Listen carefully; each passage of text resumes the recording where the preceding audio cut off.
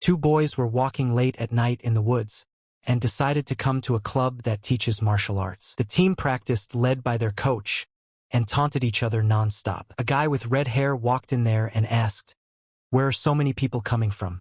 Did the information leak out?" They were the disciples of the Tianxiang spiritual palace.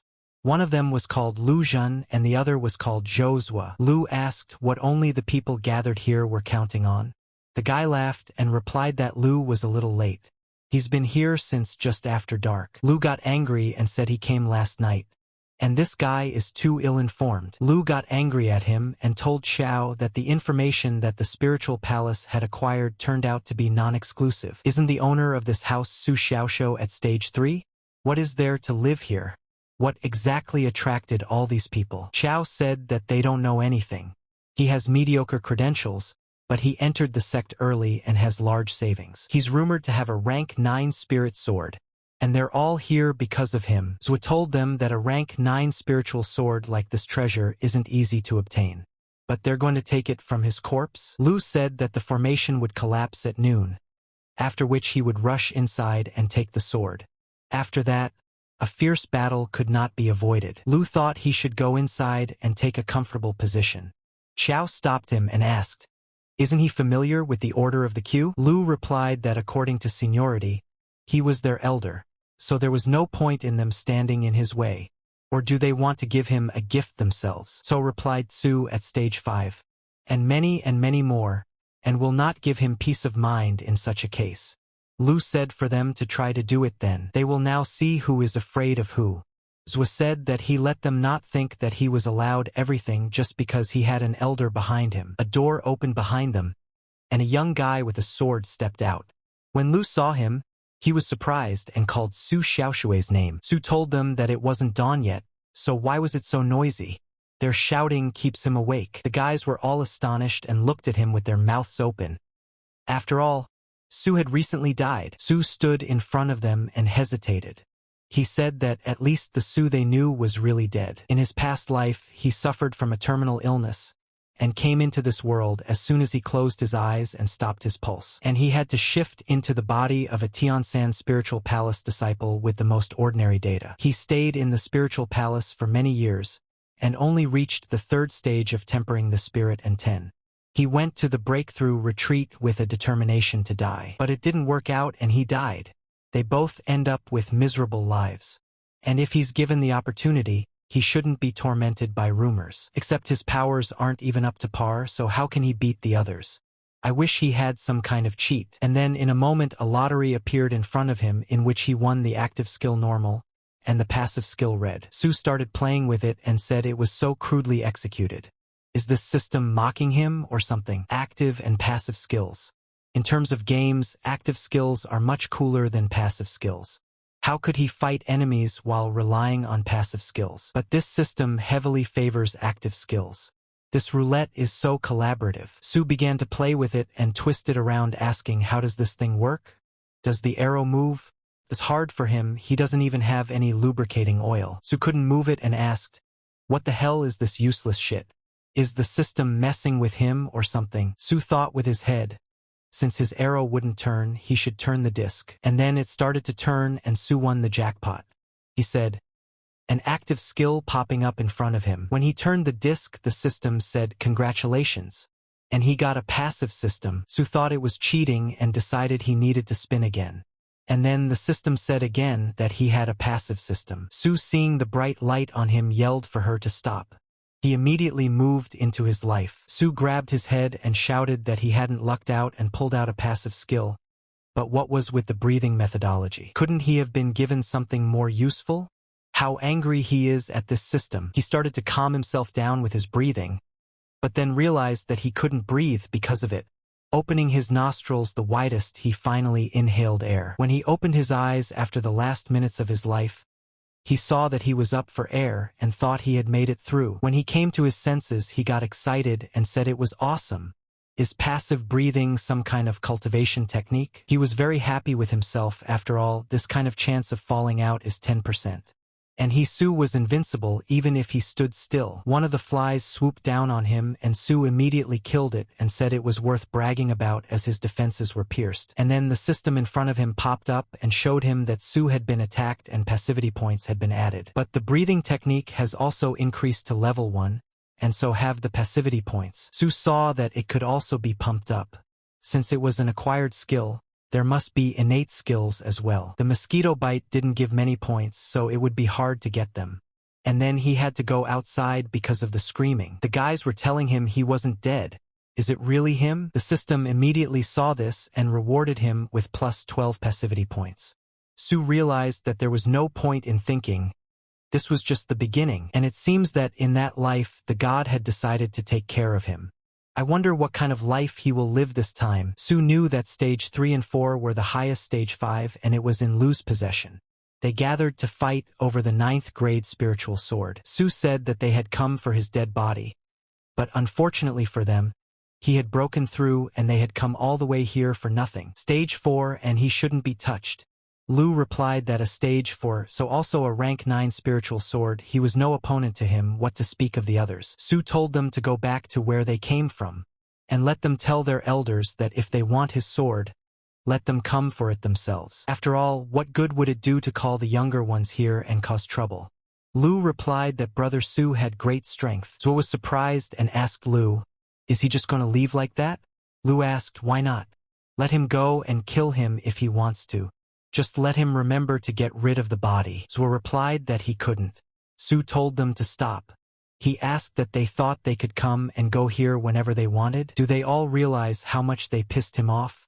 Chao asked, didn't he say he was letting them go? Lu asked Su, does he take back what he said? If he has the desire to fight, he won't be able to handle everyone. They will take turns fighting. Su replied not to be nervous. He just had something to say. And he decided to take the rare opportunity to earn passivity points. Su said that they only knew that he had broken through to stage 4, but had actually broken through to stage 5. Hearing these words, all the guys were surprised and could not believe it.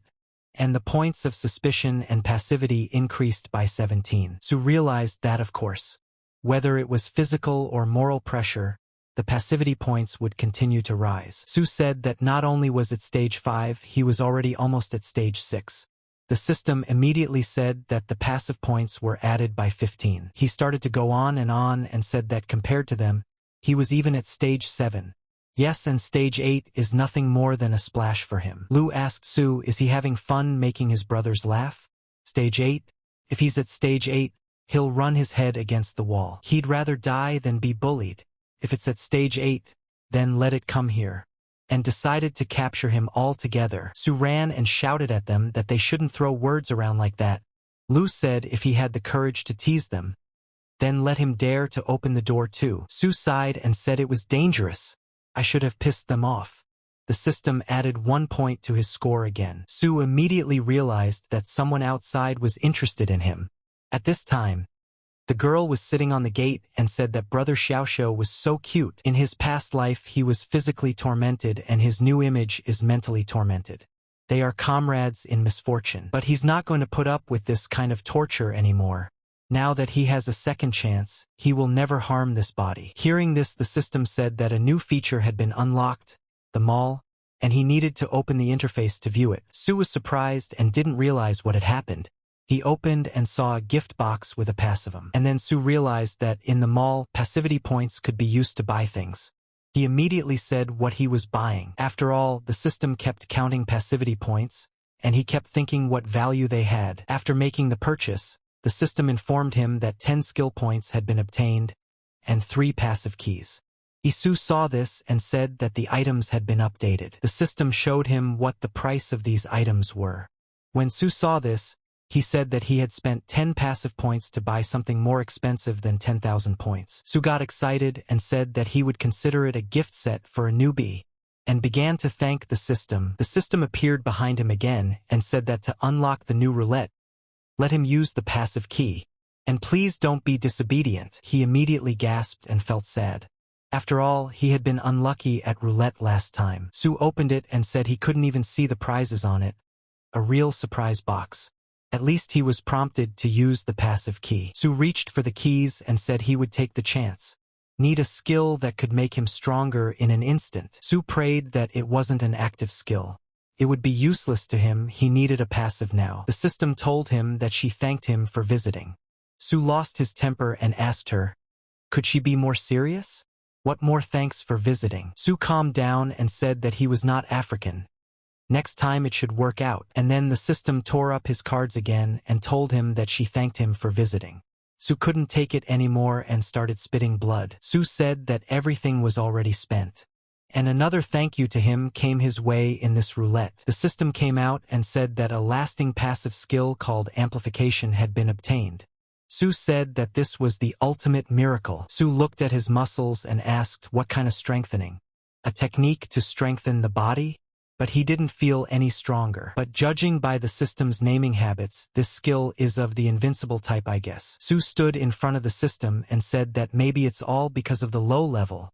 Anyway, he has 10 skill points, pump some in and see the effect. Su did as he said, and his level started to rise from the 2nd level and reached the 5th level. Su felt that he now had an effect, so he decided to pump in some more. Su didn't stop there, and with a swing he reached level 8. He took the shirt off of himself and decided to take a look. He said he wondered how much stronger he was after pumping the boost up to level 8. Su slammed his powerful fist on the ground and the concrete was shattered. Su was excited about his new strength. He said that this strength corresponded to the 8th stage of spirit hardening. He has 3 more skill points. He decided not to stop there and pump up some more. And he made it to level 10. In a moment, he stopped when he saw the enhancement innate at level 1. He didn't understand how this even happened. Su immediately grabbed his body and didn't understand what was happening to him, for he was burning like a furnace. Su opened his arms in a moment and began to glow like Bengal lights. His new beauty was as graceful as a model. Su felt such a sensation as if he had been reborn. This was how an innate skill felt. Su decided that he wanted to try out his strength. And with strong pounding hands he aimed at the ground. From being hit so hard, he didn't expect there to be much of an effect. The result was an explosion. Su rejoiced and said that it had a very destructive power of someone with a strength of 5 units. If such a blow were to hit someone on the head. And now it looks like he has a good chance at the cloud chasing tournament. This tournament is very big, an annual examination of the sect in which fellow disciples compete in techniques. On the basis of their achievements, envy their promotion or exclusion. The original owner was expelled for 2 years, and if he repeats the same mistakes, he could be expelled from the sect. It was because of this that he was desperate when he went to meditate, putting his life on the line. In 3 days, there will be a tournament of chasing clouds in the outer courtyard. He will show them the rebirth of the phoenix. Su said that this time, he would amaze everyone and show what true warrior strength is all about. At the Tiansan Spiritual Palace in the outer courtyard, the guys all gathered and greeted Big Brother Su. It was said upon seeing Su, it was like he was a completely different person. He managed to break through, so his aura became different. Su made his way over to everyone and saw that such a crowd had lined up to participate this year. But you could only register by walking up to that person. Su walked over to it and saw that it was the only empty window, but there was no one here. He started knocking and shouting to Elder Qiao to wake up. Qiao opened his eyes and looked up smiling. Isn't this Su, thought he? But how come he wasn't dead yet? Su immediately saw that this rude old geezer had insulted him. No wonder no one came up here to register. Qiao asked the guy, did he come to opt out and go down the mountain? Su asked, what do you mean refuse? Isn't he one of the top 10 chasing clouds? Qiao smirked and asked, he's saying what? And then the system added his sarcasm points of passivity. Su told Elder Qiao that he was serious. His strength has greatly increased after the killing meditation. His body is at the innate realm. Qiao couldn't help but spit out his water with laughter. People passing by didn't understand what was going on there, giving Su a look at his serious face. Like he's telling the truth? He can't take it anymore, that's hilarious. The system immediately added 1 point to his praise. Soy covered his face because he was ashamed and realized that the system was a toxic system. The guys said that Su was criticized. He also pissed off Elder Qiao, and they heard that he broke through to stage 8. And then the blonde guy in the crowd said that he had just said he had achieved innateness, hadn't he? The guys said they didn't believe him. The system graded out that Su's doubt points had increased. He turned around and saw that it was coming from the boys. Su realized that Elder Chao's wave of laughter had raised many questions for him and brought a bunch of points. Chao said to Su, "Stop laughing, what did he come for?" Su replied he almost forgot. He wants to register for the Chasing Clouds tournament. Not afraid of embarrassing himself? Registering it innately or the 4 stages of spirit hardening? Su replied that there were 4 stages. Chao said for him to be content with life and not be vain. Su realized that although his cultivation was at the 4th spirit tempering stage, but his body was definitely innate. Su told Elder Chao not to forget about the spirit crystals. Chao threw them to him and said he was a resourceful guy, and so he got 12 spiritual crystals. Chao said that he personally bought the elixir for him, just don't let him tell others. Su saw that Elder Chao cared for him so much. If it wasn't for his support for the past 2 years, he would have been kicked out long ago. He would repay him for such kindness as the opportunity presented itself. Chao thanked and said he was on his way. Chao thought that even if the guy broke through to stage 4, he was still out of luck. He would probably never see him again. Chao said that Su must not find out that he had sold the information about his death meditation. Let him take the elixir as compensation. But then the system added points to his score and Su thought that he could still understand the anxiety, but deception? What a sly old man. Lying on the couch, Su saw that he had a total of 148 passive points. But that's not enough, you can't even buy anything with it. And it seems that to get passivity points, he'll have to sneak into the crowd and make a mess of things. Wouldn't that make him famous as some kind of buffoon? Su realized that he would have to take on the role of the villain.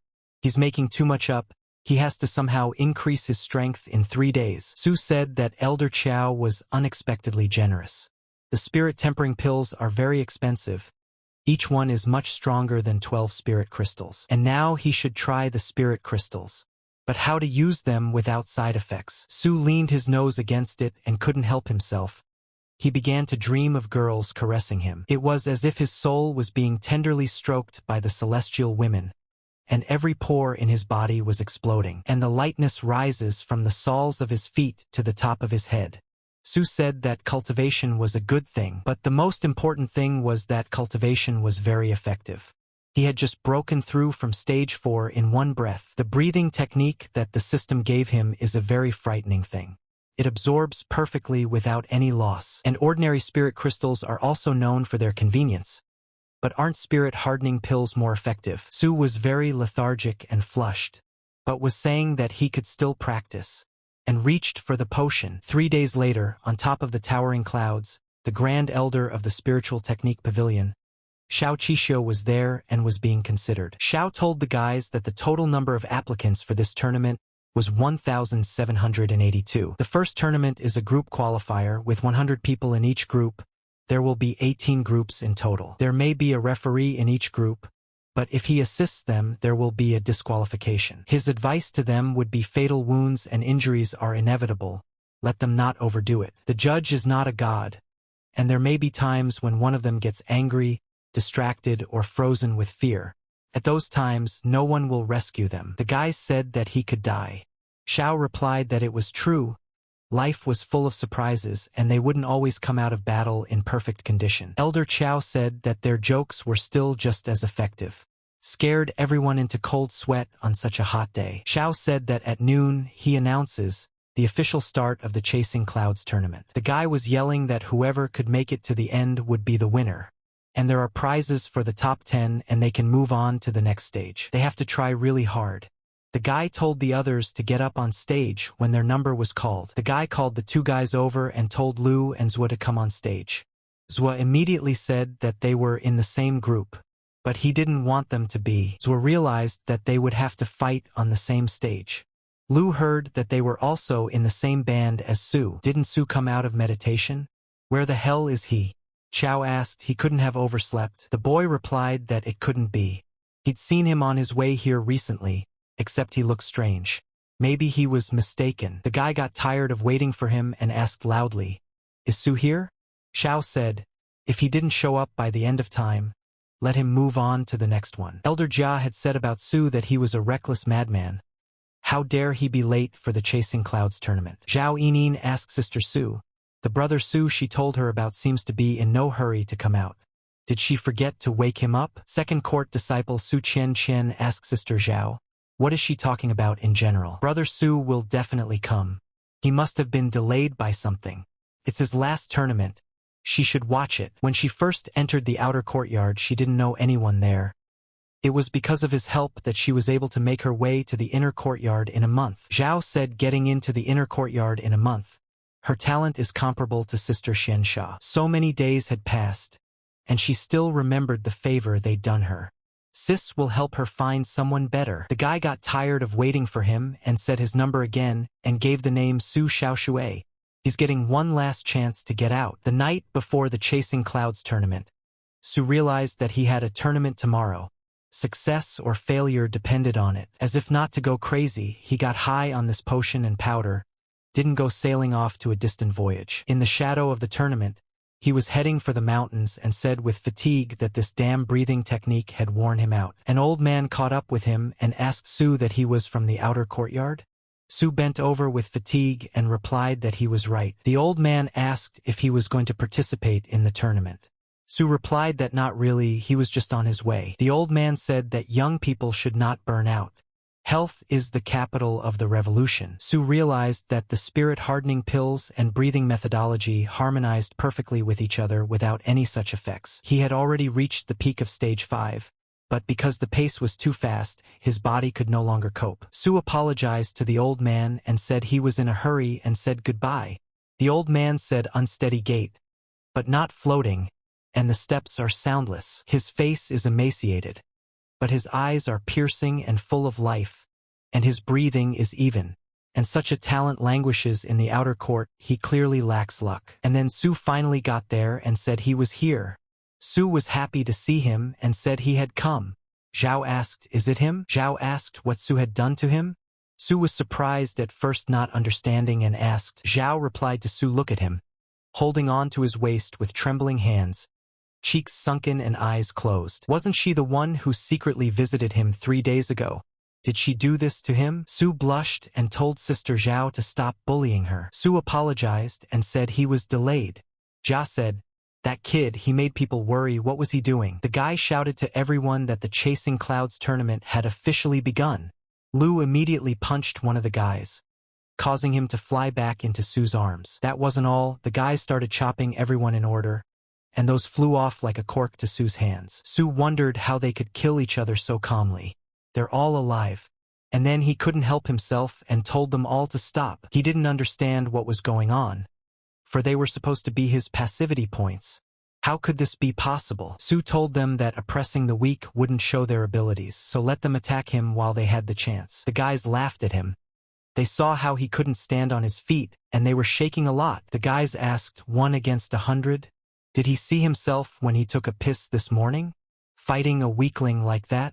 Doesn't he think he's a little too big for his own good? And then Su got excited because his plan worked. They all bought it. He decided to add treats to make them want to attack him. Su said that this is the 9th grade spiritual sword. Whoever defeats him, he'll give it to him. The boy tried to stop him, for he would disrupt the arena in such a way. Su replied that the judge would be a witness. If he didn't keep his word, let him be struck by lightning. Su shouted to everyone that here was his 9th grade spiritual sword. Immediately, all the guys attacked him, threatening to kill him. Zhao told Su that her brother Su has a spirit of self-sacrifice, discarded it, and involved others in the competition. Xiao also realized that Su had used the sword to ignite people's hearts, intending to deal with everyone involved at once. I would love to see what unique stunt he decides to pull. And then 2 guys attacked him, and one of them used a wind-dissecting linnock, and the other one used a spirit-extinguishing sword. You shouldn't use cold weapons in battle. Immediately, he flipped them both over with a single blow. The referee said both guys are out of the arena, which means they lost and can no longer participate. The guy said Su was at stage 6, but he's actually at 7. With one slap, he could take him down. At this time, Su realized that they were trapped in his trap. The guy said that Su turned into a pig to eat a tiger. Zhao said that his body is very strong. Something like this is only possible at stage 5. That's exactly what it is. Brother Su is very strong. He will definitely take the first place. Zhao said that Su had said that this was his last tournament. Xiao saw this battle and realized that this guy had innate breath. Su said that in truth, he had recently practiced an invincible technique, so his body was unmatched. Today he wants to test everything he has learned. If they come at him with their bare hands, he will not move or even resist. Jia shouted at Su that he was crazy. But then a fierce guy came out and said that it seems Su is confident in his skills. His name is Cho Wei, he possesses the 100-step fist king of beasts, and asks for guidance. Su listened to him and told him to get to it. Cho replied that he would apply his technique. Cho showed himself in all his glory, and attacking used the 100 steps of a fist beast. Su said 100 punches in one breath, cool. Cho was trying various ways to do something, while Su was just defending himself and smiling. Cho didn't understand how it was so, why he couldn't do it. After all, he had already used this technique 3 times.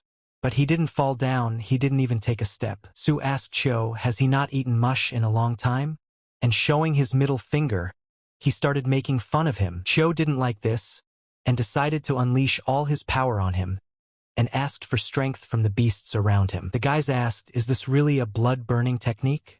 Mad Cho has gone completely insane. This technique burns blood and temporarily increases strength. But speaking of stage 5, even practicing it at stage 9 will tear you apart. Cho didn't wait for the right moment and headed to attack Su. After all, he needed that sword. Zhao said it's the end. She's afraid this punch will make his brother look like an idiot. Or maybe even kill him. The dust immediately rose in the arena, making it impossible to see anything.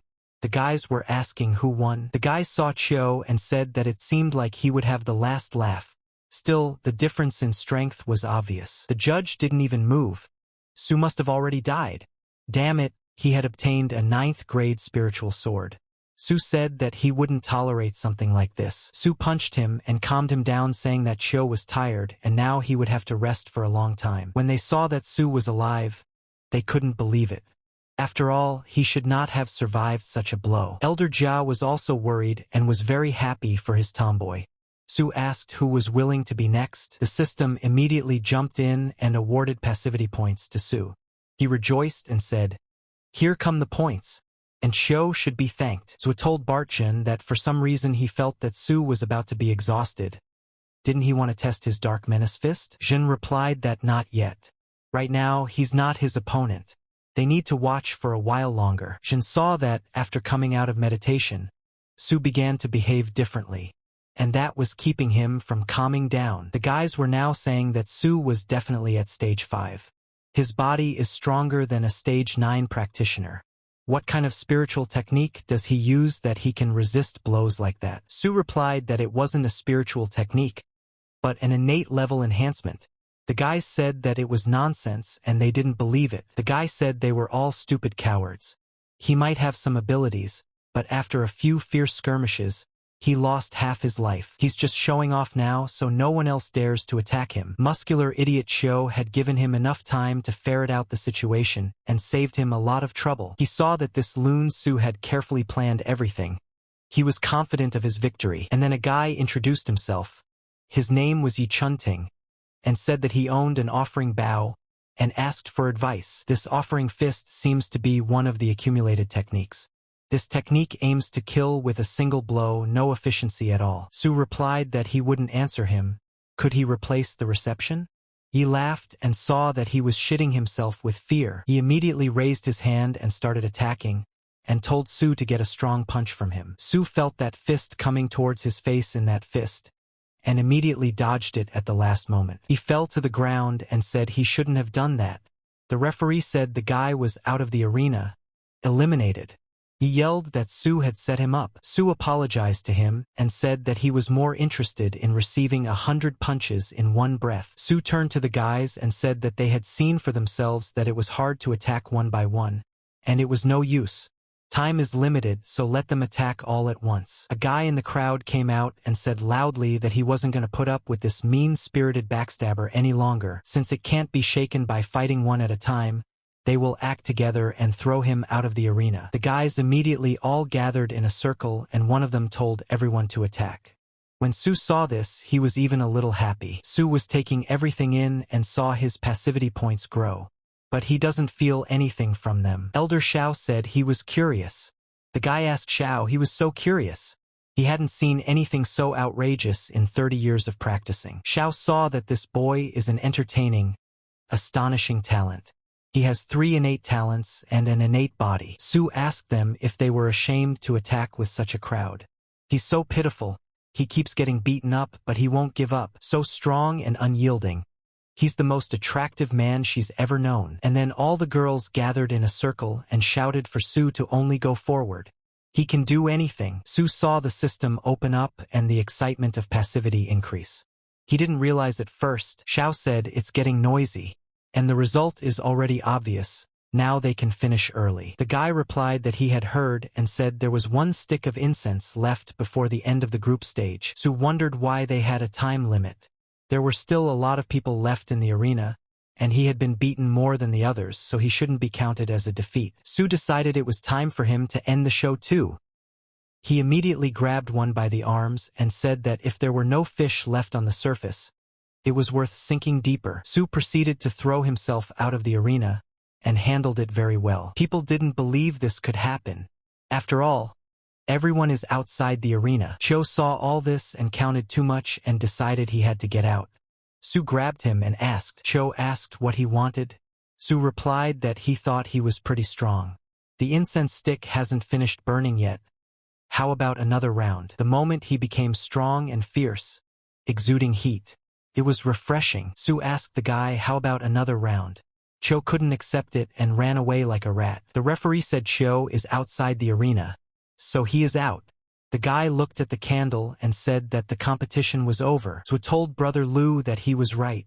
It was worth the wait, and they would be able to get into the top 10. Lu replied that he was wrong. They were in the top 3. The guys couldn't believe that Su had beaten everyone. All the girls were screaming that they wanted Su. They were ready to give birth to a monkey with him. Su laughed and asked why give birth to a monkey. Lu told Su's brother that they congratulate him on his victory. Su replied that he congratulated them too. The guy walks up to Su and says that he congratulates him and this is the prize he gets for first place. This is the champion's spatial ring. It's a rare treasure worth 1,000 gold pieces. Su said that it was much more valuable than his 9th grade spiritual sword. And then he asked where was his sword. The boy replied that it was safe. He would be able to pull it out once he used a drop of blood to make the ring recognize him as the master. Zhao reached out and said, might as well go and meet her little brother. Su said he shouldn't. It's already good that he won't leave the spiritual palace. Zhao said to Su just to look at that joyful face. Isn't she afraid of his brother being stolen? Su asked, what kind of nonsense is this? She hadn't even thought of such a thing. Zhao asked surprised, really? Then Sis will ask him to be her Taoist partner. She won't mind, right? Su ran away and said that Sister Zhao was stupid. Zhao laughed and said she was very nice. Su saw that one of the girls ran and it was Su. He looked at Zhao and saw the seductive glasses going up. Su saw that it was a bitch of a system. Why this exposure? She's misleading people. Su yelled to his beautiful little sister to stop. Zhao responded by telling him to try and catch up with her. Elder Chao came over and said that Su was good. He turned the situation around during the beating. Chao asked Su, did he not even notice him? All this time he was staring at the girls again. Su replied that no such thing was in his mind. Did he see his performance from start to finish? Chao replied that he had been present at the duel the entire time. When did he only have time to practice his innate body? Had he even hidden it from him? Su replied that he had previously told him last time. He didn't believe him himself. Chao said that at that time, even the devil didn't believe him, and started laughing loudly. Su waved his hand and started to leave. Chao stopped him and held out the bottle saying that he was injured. Let him go back and heal his wounds properly. Su, seeing the bottle, started to glow with joy and said that it was an elixir. He asked Chao to give it to him. After coming home, Su lay down on the couch and said that he had become the champion of the group stage. This was his great achievement in the past 3 years, and the innate level of enhancement is really something. I'd have to drop some blood to make the champion's ring recognize its master. Su realized that the space inside was half the size of the house. There weren't many things in it, the most valuable being 100 spirit crystals and a bottle of elixir. He understood the hardening elixir. We must get him out of here soon.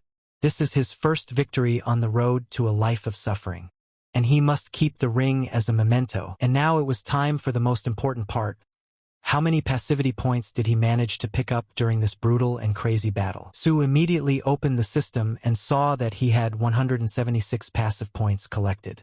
He was disappointed because there were only 5 digits. Su said as much as 17,000. He got very excited and said that it was very good for him. After all, not taking into account the guys who didn't participate in beating him up and only gave a few passivity points, he had cut down a whole 17,000 points. Su calmed himself and told himself to be quiet.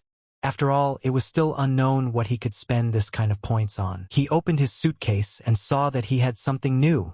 But when did it arrive? Su saw that he had gotten 5,000 and advanced to the second stage. After the passive skill reached the innate level, the normal points expired. The system wants him to use second-level skill points to level up.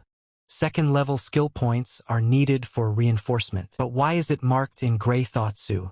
Can't they be bought? He has enough passive skill points.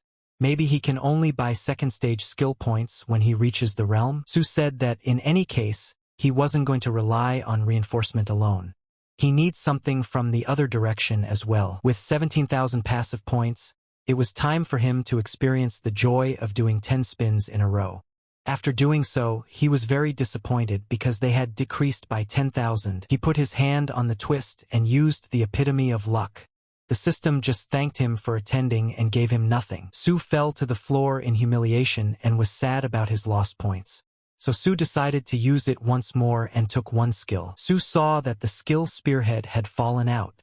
He did not understand what it was because there was some uncomplicated name. Su said that since it's a lasting passive skill, so his role is making a part of his body sharp, not the hidden bitterness. Maybe he makes his fingernails sharp? Su decided to try it out and smashed his fingernails against the table. But it went wrong and he was in a lot of pain. Su said it wasn't a spearhead. It's the effect of the innate body enhancement. Maybe the purpose of passive skills overlap, he thought. After looking at the system, he realized that it wasn't. The system can't be that stupid. Absolutely impossible. The system congratulated him on his points again. Su said the acquired one was too low. Same with the reinforcement last time. Su said that perhaps the effect of the spearhead would become more noticeable if one pumped it properly. He was thinking, should he continue pulling cards or pump the skill? Su pulled out the key and was glad he had the last one left, and decided to hold onto it until next time. Su looked at the system and saw that there was something wrong. He asked what's going on. Legend has it that there is a sword technique that crosses the firmament. When this technique was created, the strongest immortal swordsman was Elder Cha, the last owner of the Holy Spirit Temple and its leader, Qi Jianshao, hiding from the world. So the story goes, the future generation adopted the 7 sky-crossing swords and created the White Cloud sword technique. And of course, its quality had decreased by several levels. The White Cloud sword technique is recorded in the hidden spiritual pavilion of Tiansan's spiritual palace, where a total of 13 swords are displayed. Su, who had previously qualified, lost everything he had been learning his entire life. In the end, after 3 months, he had learned the first sword calm White Cloud. As his mind was consumed by darkness and he felt the shaking of heaven and earth, Su saw the hidden bitterness flying away with him towards the clouds. The first sword has no beginning or end. It is immortal. Endless sword-wielding styles rushed into his mind, and countless insights came one after another. Fully aware of the jab, the horizontal, the provocation, and the cut. And now Su's body began to burn. He asked with fright. Su said that the passive skill of mastering swordsmanship had been obtained. Had he really become the epitome of luck? He wondered how much swordsmanship had increased with the use of the reinforcement and point. Su pondered for a long time whether he should try it. Going into his subconscious mind, he realized that he needed to bear his sword. Su swung his sword around and opening his eyes saw all of his chairs being destroyed in a single strike. Su was very surprised from acquiring such a skill for himself. He didn't believe it and didn't understand how it was possible. At the meeting, the man was saying at the table that he didn't drink alcohol. A true cultivator should not be intoxicated by alcohol, but by the sword. Alcohol clouds the mind, and if you continue to drink, the sword loses its precision. The elder, hearing these words, didn't hold back the alcohol in his mouth, and at the fountain spit it out into the guy's face. He laughed and said he didn't do it on purpose. He asked the man that he had achieved great heights in kendo without drinking. The man replied that he had indeed made some progress.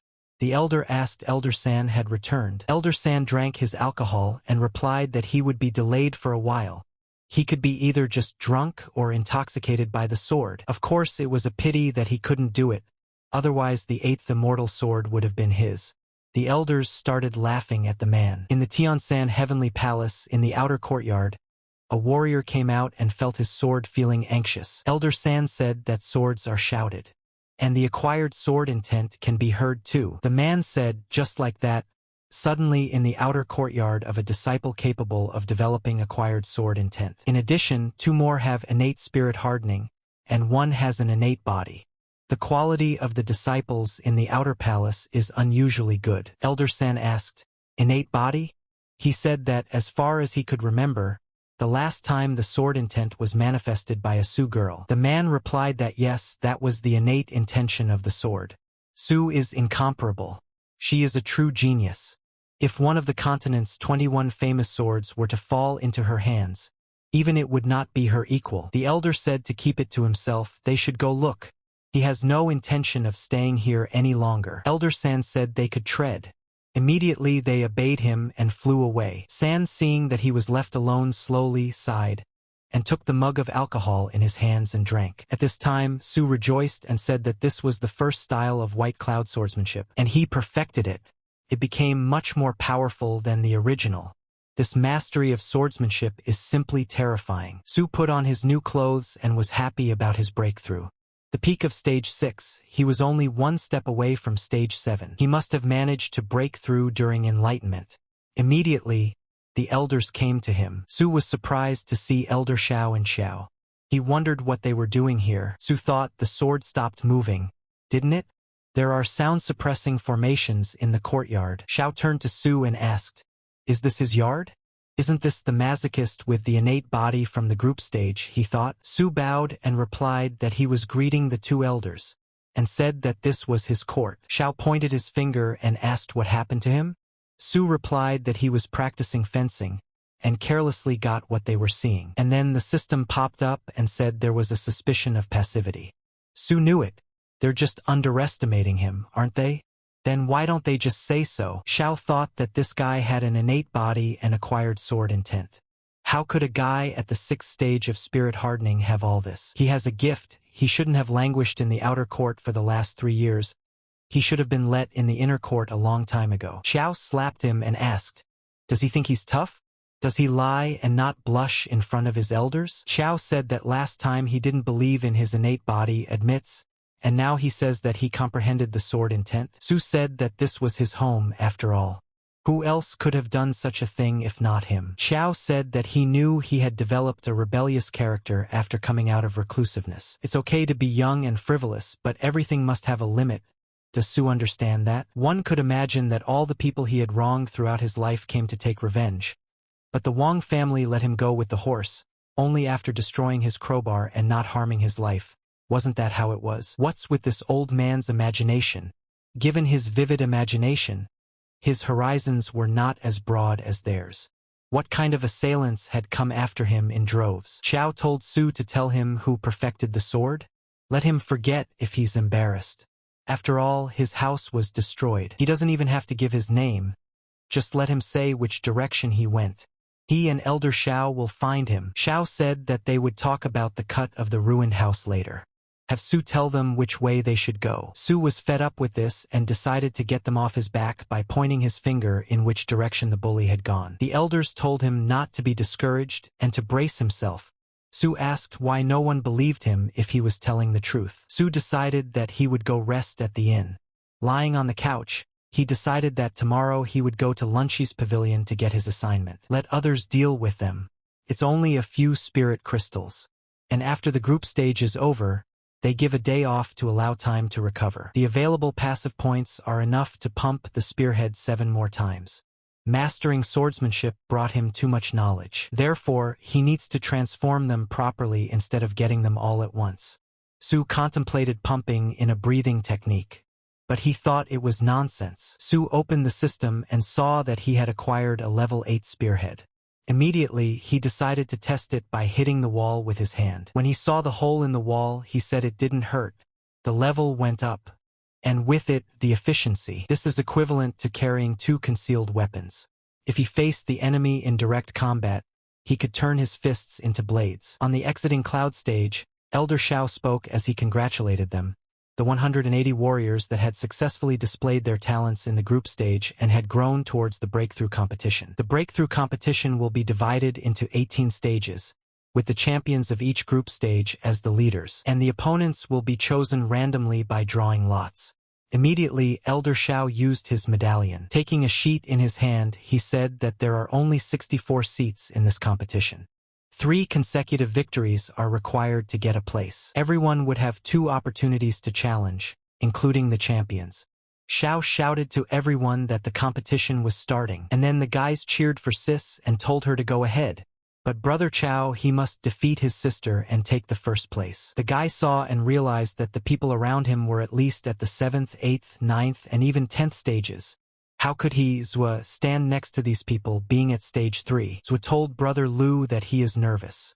He is afraid that he is the very first in the Tiansan spiritual palace to reach such a competition with his low level. Lu replied not to worry. He might be the first, but he's not the only one. After all, he also has cultivation at the 6th stage. Did Su come into the arena and tell them to shout his name for support, or did they come to boo him? The system immediately showed him the new points he had gotten. Su thanked the guys for such support. Su said that he would definitely live up to the expectations placed on him. May they encourage and support him even more. The guys were saying that everyone else had already gone on stage, and he was still hanging around outside. Let everyone look at his idiot face, and this is the champ? And they didn't say the guy. He's wondering too, he's only on stage 6, which is 2 levels below him. How did he become champion? Su warmed up to the audience. Even though he was ridiculed, but he would endure it. Fine, let them mock. Continue to ridicule even more fiercely. The storm will become stronger. The guy went outside and wondered why Su still hadn't come. Seeing him on the stairs, he wondered what he was doing here. After all, the others are on the stage waiting for the draw, and he hasn't even arrived at the place of competition yet. He became a champion, so now he has to do laps around the stadium and wave his hand? The guy shouted to Su and waved his hands at him. Su was surprised to see him and asked, "Did the competition start so quickly? Shouldn't one do a breathing warm-up after burning incense?" The guy asked him, "Does he do a breathing warm-up?" Su replied that it was like that. He was running, warming up. He needed to stretch his body so that he had the strength to compete. The guy got angry and told Su to quickly come over to him. Immediately, they headed to the arena. Su understood that in order to gain passivity points, one had to feel and sense the emotions, actions, and words of the people nearby. It's a shame you can't get anything good in an isolated barrier. It's a shame to lose so many passive points. And then the system said that the spell points were increasing. Su was surprised and pondered. Should it be so obvious? Except she and he aren't here anymore. The referee showed the table and said that Su would go up against D in the battle. D entered the arena and greeted Su's brother. Su looked at her and saw that things were bad now, and it looked like she was going to give up. He still had to earn passivity points. Su said that showing cowardice in the face of the enemy was taboo. If she escaped without a fight, she would become among the practitioners of spirit hardening, and if she surrendered, there would be a stigma on her life. D got excited and thanked him for the instruction. And then the system came out and added his points. The referee immediately raised his hands and said he was starting the fight. D immediately swung her sword at him. Su was surprised and shouted for her to stop. He said that, as the saying goes, a noble man decides matters with words, not force. He will not take out his sword. Su said that since he didn't need the sword, neither did she. How about a fist fight? D replied that she knew he possessed a 9th grade sword called Hidden Bitterness, and she knows that Brother Su is physically strong. But she has recently created a technique and would like to try it out in battle. Su was surprised. He had thrown the sword away, and she had grabbed him to kill him? Of course, women are not trustworthy, so he talked. Dee immediately went straight at him with the tip of her sword that Sue decided to fight without and simply dodged her attack. Sue realized for sure that she would be hurt if he didn't use the blade. Sue immediately gave her a slash and she fell to the ground. Dee saw what Brother Sue would do and couldn't dodge as she flew to the ground with her sword. Sue told her to think again. Everything he said was true, he wasn't lying. She doesn't use hand-to-hand combat techniques, so he won't either. He demonstrated a fair hand-to-hand combat technique. People were shouting that Sue was shameless. Sue is so shameless. Inflicted a hidden akka. What is he taking the battle with D for? The Sue doesn't even care about her body. How could Senior D even fight him? If it was him in her place, there was no way he would put up with it. At this time in the bleachers, the guy was thinking, what's the matter with these spectators? All I could hear was how they were making him look like a villain. Sue said that since he was physically strong, he would only use one hand. Sue raised his hands and said that he would fight her with his feet. He was in favor of hand-to-hand combat, and immediately showed her his hands. Dee yelled at him to shut up. Sue lifted his foot and told her to think about hand-to-hand combat. Dee realized that she had been rooting for Sue before, but she didn't think he would turn out to be this kind of person. Dee didn't put her sword away and applied akkas with it. In a moment, she told Sue to be more careful. Dee directly sent him a calm white cloud attack. Sue immediately ran and grabbed his sword. He looked up and watched to see where she would attack him from, and he would be able to dodge her. The guy said there was something about Sue he even dodged, though he thought he was going to get it. And it seems that Sue possesses the white cloud sword technique. He had heard that Sue had trained for 3 years, and in that time he had become so proficient in it. Sue decided to use his speed, and in a moment he made an attack on Dee with his sword, and stopped at the last moment. The guys were yelling for Sue to stop. It's his Dee. Let Sue fight if he's gonna fight, he doesn't need a wooden sword. Sue decided that he would give her another chance since he had failed to engage her in melee combat. Make her angry so she realizes who she really is. That way he can earn some passivity points from her. Sue said that it was not a bad strike, but the aspiring sword she created only contained a single layer. Once it was blocked, all subsequent actions would be powerless, and she should improve on the first style of calm white cloud. Let her try a little harder. Dee thought what he said made sense. Maybe he's best at fencing, not fist fighting? She had once listened. Before that he had practiced the white cloud sword technique for 3 years. And then the system showed that the gratitude of the glasses had filled up. Sue wondered, is this girl so simple-minded? Does she think that he is mentoring her? Dee said once more. Second style white cloud sword technique, twisted cloud stretching clouds. Sue realized that he had only studied one sword in 3 years. And from the looks of it, he couldn't learn anything from her movements. And then Dee made her attack and Sue immediately dodged with his wooden sword and set it under her cheek. People shouted and called Sue names, and threatened to kill him with a painful death for taking Sister Dee away from her, and told him to get his sword out of her face or he would haunt him for the rest of his life. The guys told him to fight to the best of his ability. He wouldn't let him be so gentle with her. Dee couldn't say anything and blushed really hard. Sue wondered what was wrong with her. Is she waiting for him to explain? Sue said that the first sword should be connected by a 7 to her previous sword.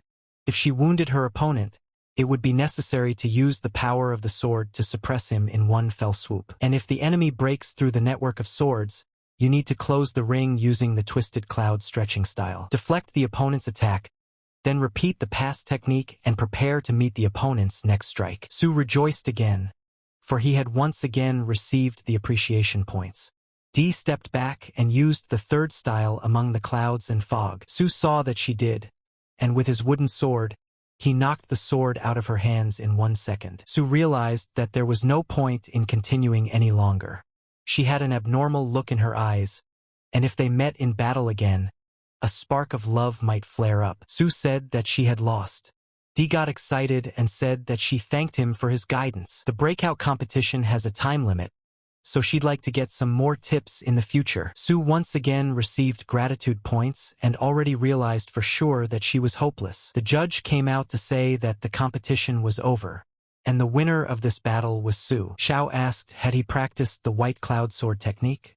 So what he said back then was true. Watching all the battles, Xiao saw that Mo and Chong had won 3 victories in a row.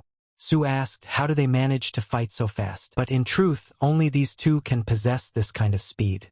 These two are in the top of the top rankings with their innate skills. Su started looking around and didn't see Su and her friend. But the other girls were shouting that they loved him. The system showed him that the enthusiasm points came right after those girls' screams. Su was surprised to see the confession and wondered how it had gotten in there. I guess everyone had heard about the wooden sword. Su held out his sword and asked, do they want it? The girls immediately all went crazy and gave Su the glasses. He turned around and saw that they were all crazy. The guy walked up to Su and said he had to go. The referee announced that Su and Lu would fight in this fight. The guys were saying that Su had already lost 2 matches. He went up to Lu and said he could do it. Let him throw off this burden and teach a level from Boss 1 at the same time. Stepping into the arena, Su said that it was him. He didn't think to meet the Quan family's blade. Great, he's a master fist fighter after all, and he likes to fight with his fists the most. Su was surprised that Lu was silent. He wasn't going to give up too. Su said that showing cowardice in the face of the enemy was taboo if he ran away without a fight. Lu immediately shouted that he was not going to surrender. Su rejoiced and replied that he was like a man now. Say, there's going to be a lot of fun in this fight. Lu saw that Su outwardly was only pretending, deliberately hiding his strength. All the facts showed that he was deceiving everyone. Since he left the recluse, he hadn't even reached stage 5. But all the subsequent words that he bragged about for intimidation suddenly turned out to be true. The system said that the suspicion points were dripping. Su thought, what does that mean? Is there really someone else inside the barrier? It's daytime, after all, and someone is going to intimidate him. Su told the judge that he suspected that someone unclean had sneaked into the barrier. Let him check properly. The judge said, here we go again. When would it stop already? Su told him to believe him. There is definitely a 4th person here. It might not even be human. The referee was telling him to stop holding his leg, and it's time to go on stage. Get him to calm down. The judge couldn't stand it, and in his gruff voice told him to get back on stage. Lu saw that Su kept up the pretense, holding him up as a mere mortal, unable to discern his pretense. Lu pulled out his clothes and decided to evolve in front of everyone and reached the 10th stage. This was the peak of spirit hardening. Seeing this, Su thought that Lu was pretending to be a pig to eat a tiger in this battle. Lu told Su that there was no point in pretending. He put his all into it to defeat him. The usual tricks won't work on him. Su didn't understand Lu. What was he even talking about? Here came the moment of battle as Lu pounced on him at once. Su stood in front of him and felt nothing. All his blows passed his body. The guys said Su's phenomenon is a masochist. That guy's nuts. With every fist fight, he misses punches and gets punched in the face. Su thought, what kind of fist technique is this? Is it capable of harming his innate body? Su realized that each action only added 2 passive points. It was unscientific. The information panel can't be wrong. Every time you strike your body, it leaves hidden black energy in your body, which is extremely unpredictable. What a dangerous fist technique. He could be thrown off the stage like that. How inconsiderate.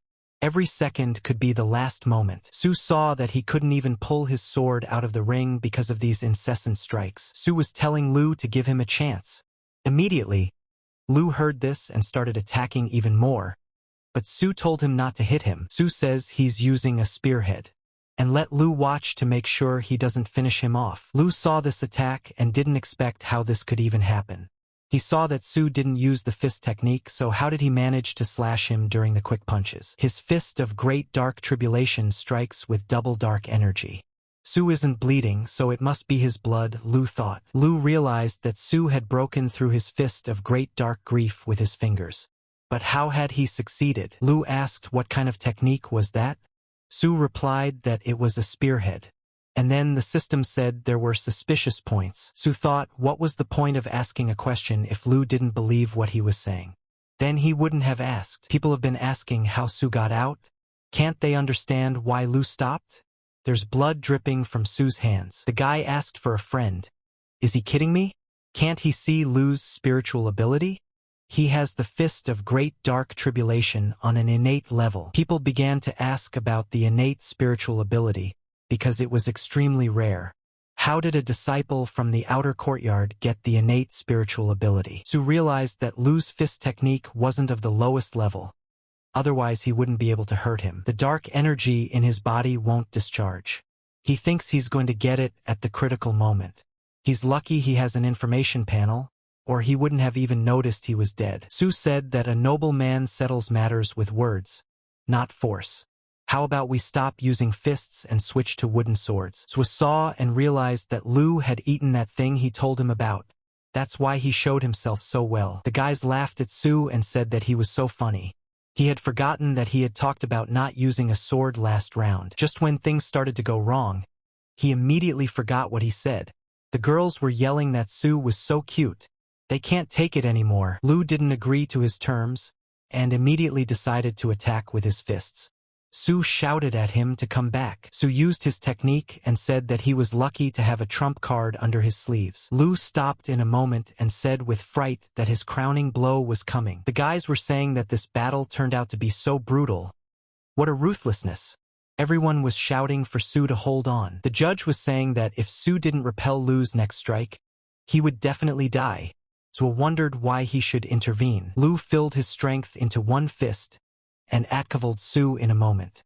Immediately, Su let the water out of his mouth and directly spat at him. Lu didn't stop there, and the paint got in his eyes and he couldn't hit and missed with the attack. Wiping the paint off his face, he could already feel Su hugging him from behind and throwing him into a deflection. People were asking that Su was going to die with him. Lu, at the moment of the fall, shouted for him to let him go. Su wouldn't let him go, and the Nan cannonball crashed into the ground with him. At this moment, dust rose up and no one could be seen. Su stood up and said that Lu was amazing, but what kind of fist technique does he have? And he remembers Lu teaching him not to be careless. Lu stood under him and shouted at him to get off him. Su didn't get up to the last, and then the referee approached him. The judge asked Su, "Does he need a break?"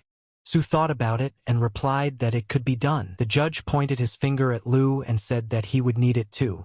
Su decided to stand up, and immediately the doctors came running and carried him away on a stretcher. The judge asked Su, has he recovered yet? Su thought he was messing with him. When would he have had time to recover? Just then, the system jumped in and added his passivity points. Su realized that the dark tribulation had rushed in and he was seriously injured. There was still one more breakthrough competition left. Elder Chow gave him a grade 10 medicinal pill. A dark golden pill. Su took out one of them and decided to breathe in her scent. He was immediately thrown into a shiver. People were asking what it was doing. Is it really a healing elixir?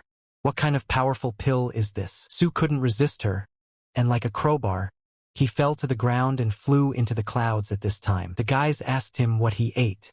He's shaking. He's shaking all over. Su was talking at this time about geese and no problems with his condition. The judge thought, does it look like there is no problem with his condition? The judge said if he couldn't fight anymore, he would take him to heal his wounds. Su replied not to touch him. After all, he's overly sensitive right now. Geese, geese, geese.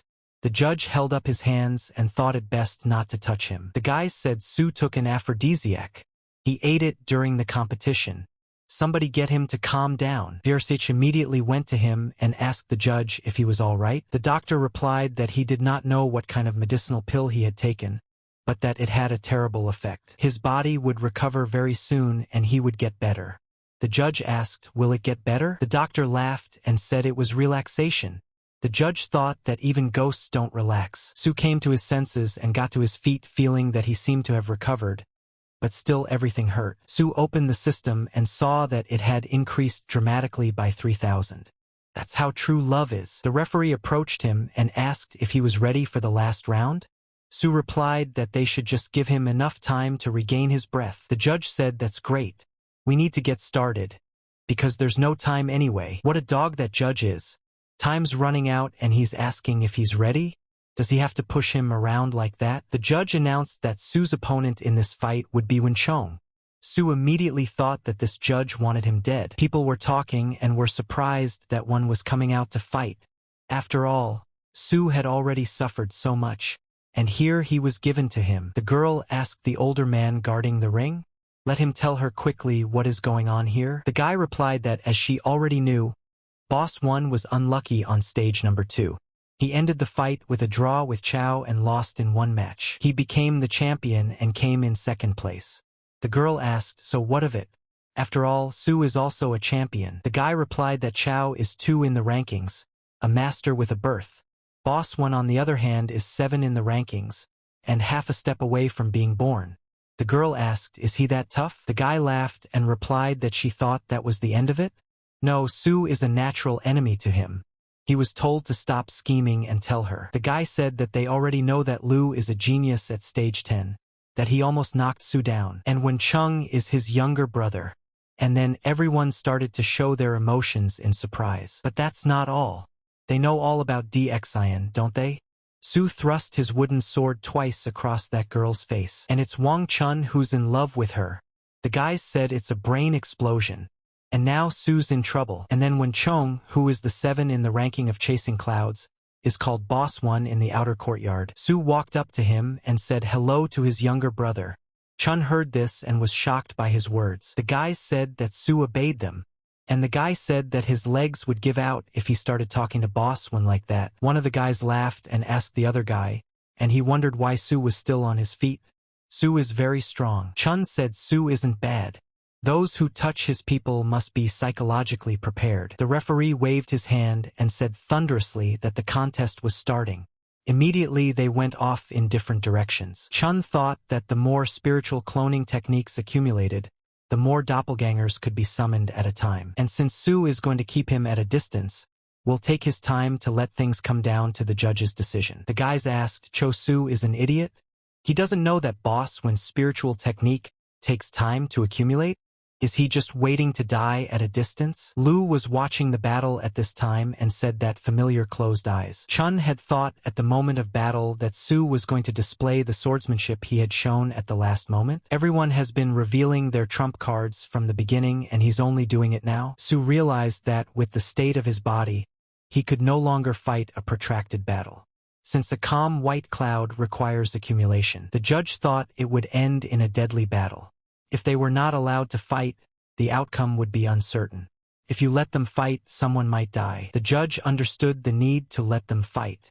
Doesn't he have a rank 9 spirit sword? Let him take it out and fight with it. Su didn't bother pulling out his real sword and decided that he would fight him with the wooden one. The guys at this point were surprised and asked, is he the one holding a wooden sword? Chun immediately used his clunkix and swooped down on Su with daggers from different directions to leave him less of a chance. Su closed his eyes for a few minutes and the guys asked, what did he decide to close his eyes before his impending death? After all, he would never be able to open them again. The judge was saying what an idiot. He was already seriously injured, so he should have given up the fight. The guys were saying that Su's wooden sword was more jubilant here, not when Chun's dagger. But what's going on? And then all the warriors had wooden swords in their hands. They did not understand how this could happen. Chun saw this and thought, is this really an acquired sword intent? Is it definitely Su? Su decided that there was no need to delay and with his speed, he swept through all of Chun's clones and tore them apart. Jun asked, how come? Didn't he temper his body? How could he possess such terrifying swordsmanship? Lu realized that if he hadn't interrupted Su's attack with the Dark Sorrow technique when he took Hidden Bitterness, he would have been chopped into mincemeat. Su reached the come all the way down and pounced on Chun. The guy didn't hesitate and used the spiritual barrier. Chun didn't hit him and stopped at the last moment with his sword at his throat. Without giving him a chance, Su told him to surrender. One sword, one word. The 7th-ranked Chasing Clouds were defeated. Su's legs began to tremble and he realized that he had drained all of his spiritual power after swinging his sword. Let him hold on and not fall. The guys said that 7th in the Chasing Clouds ranking, Boss 1 from the outer courtyard had lost. Lu had gotten by with an injury, and Boss 1 had lost in swordsmanship. Su dared to put a wooden sword to D. But even knowing this, Boss 1 was helpless. Chun could not endure such humiliation and decided to attack him from behind with his dagger in hand. The judge shouted at Su to dodge. One, tell him to stop. The competition is already over. And then the system said to make a hidden attack and points were awarded. And then Su turned around and attacked first. Everyone was surprised at this moment and couldn't believe such a thing. After all, Su had killed Chun in front of everyone. Chun felt Su pierce his chest with his hand. Yes, how was that even possible? Su was yelling for help to come, and asked Chun why he was helping. Su took out a pill from his pocket and told Chun to eat it immediately. The judge told him it was useless. He was already dead. Hearing those words about death, Su was lost in the dimension. After all, he didn't want to do this. Is even the life of a spirit-tempering master so fragile? Died from being pierced? The judge asked, is this his first kill? Let him get used to it. The judge told him not to worry. It wasn't his fault. Even if he was the first to launch a surprise attack, the fault lies with him because he couldn't stop him. Su will be all right. Let him return to rest and leave the rest to him. The guys were asking, is Chun seriously dead? This is the first murder in the outer courtyard in 10 years. They insist on excluding Su from the competition. Something like this is unforgivable. That's right. This is a battle between students. The guys were telling one of the guys to shut his mouth. Chun's stealth attack may have failed, but he still pierced him. Su even gave him a pill, and the referee had yet to call the end. So when Chong attacked within the rules. Su, on the other hand, is an inhuman barbarian. There is a beautiful view of the outer courtyard of Tianxiang's spiritual palace, surrounded by weeping willows. The lake is surrounded by heart-shaped white jade railings. The water inside is amazingly transparent and filled with spiritual energy, and that's thanks to the spiritual goose that swims upstream. Elder Chow raised it with care. Su had been to this place and said that perhaps a similar thing was true in this world. Life is like a stone. No matter how big it is, it cannot make big waves if it sinks in a goose lake. Su wondered if he regretted it. No, Su didn't regret killing one by mistake. When he came to this world, killing was destined to become the norm. What he felt and what made him lonely was just sympathy and reflection on the fragility of lives. In his past life, subjected to endless torture in a whitewashed chamber, he still felt the desire to live. Su valued life more than most people in this world. And now he had ruined one of those precious lives. Once you go for it, you have to be prepared to suffer the consequences, even if they are beyond anyone's control. At the moment, Su smiled and thought that he had unknowingly broken through to the 7th stage of spirit hardening. He breathed a sigh of relief at the moment, because he had finally killed someone, and he might as well get used to it by now. Su stayed at the Goose Lake until morning. In the morning, he went home to get some rest. The elder approached him and asked, is he looking at the outer courtyard? Su was startled by his voice, for he hadn't even expected this. The elder asked him, didn't he want to watch the tournament of chasing clouds? And then Su turned around and was very surprised and asked, turns out he's that senior? The elder said he felt sorry for him. He heard many geniuses had appeared at the competition. What was the name of that animal? He killed a man too. Young people have hot blood. But it's okay, he didn't come because of that guy, he came because of him. Su asked in surprise, him? The elder said, he knows all about him. Elder Shao was told about the 2 geniuses from the outer courtyard, and also about the sword master that was able to learn the acquired sword intent. Except that he liked Su more than the others. Su thought, what kind of nonsense is this old man talking? Mentioned for people, 2 of whom were him. The elder said that Su had an innate body, and he was right. He searched for him for several days, and even went around the entire outer courtyard. Didn't expect him to seem here. As expected from the kid who caught his eye. He has taste. Su realized that he was contemplating life, not goose watching. The elder said he noticed Su when he passed by here last night. He watched him all night. He's a very good kid with great determination. Even if he was bitten by mosquitoes or cursed, he didn't even move, didn't even turn around. And he recognizes that Su is like him in some ways. Su remembered that in the middle of the night, he often felt a chill on his neck, as if someone was breathing down the back of his neck. An ordinary old man from the Tiansan spiritual court? He's definitely a great cultivator. The elder said he was too chatty. Doesn't the guy want to say anything? Su replied, didn't the old man tell him to keep quiet? I have to disappoint him. The young and hot assassin the old man was talking about is him. He also learned the intent of the sword, and he also possesses the innate body. And his name is also Su. He's already been mentally traumatized. Thank you. He's going to participate in the Chasing Clouds tournament, not watch the battles. The elder grabbed his hand and told him to wait. Su was telling the elder to let him go. He hadn't even eaten dinner or taken anu the previous evening. Does he really have that much talent?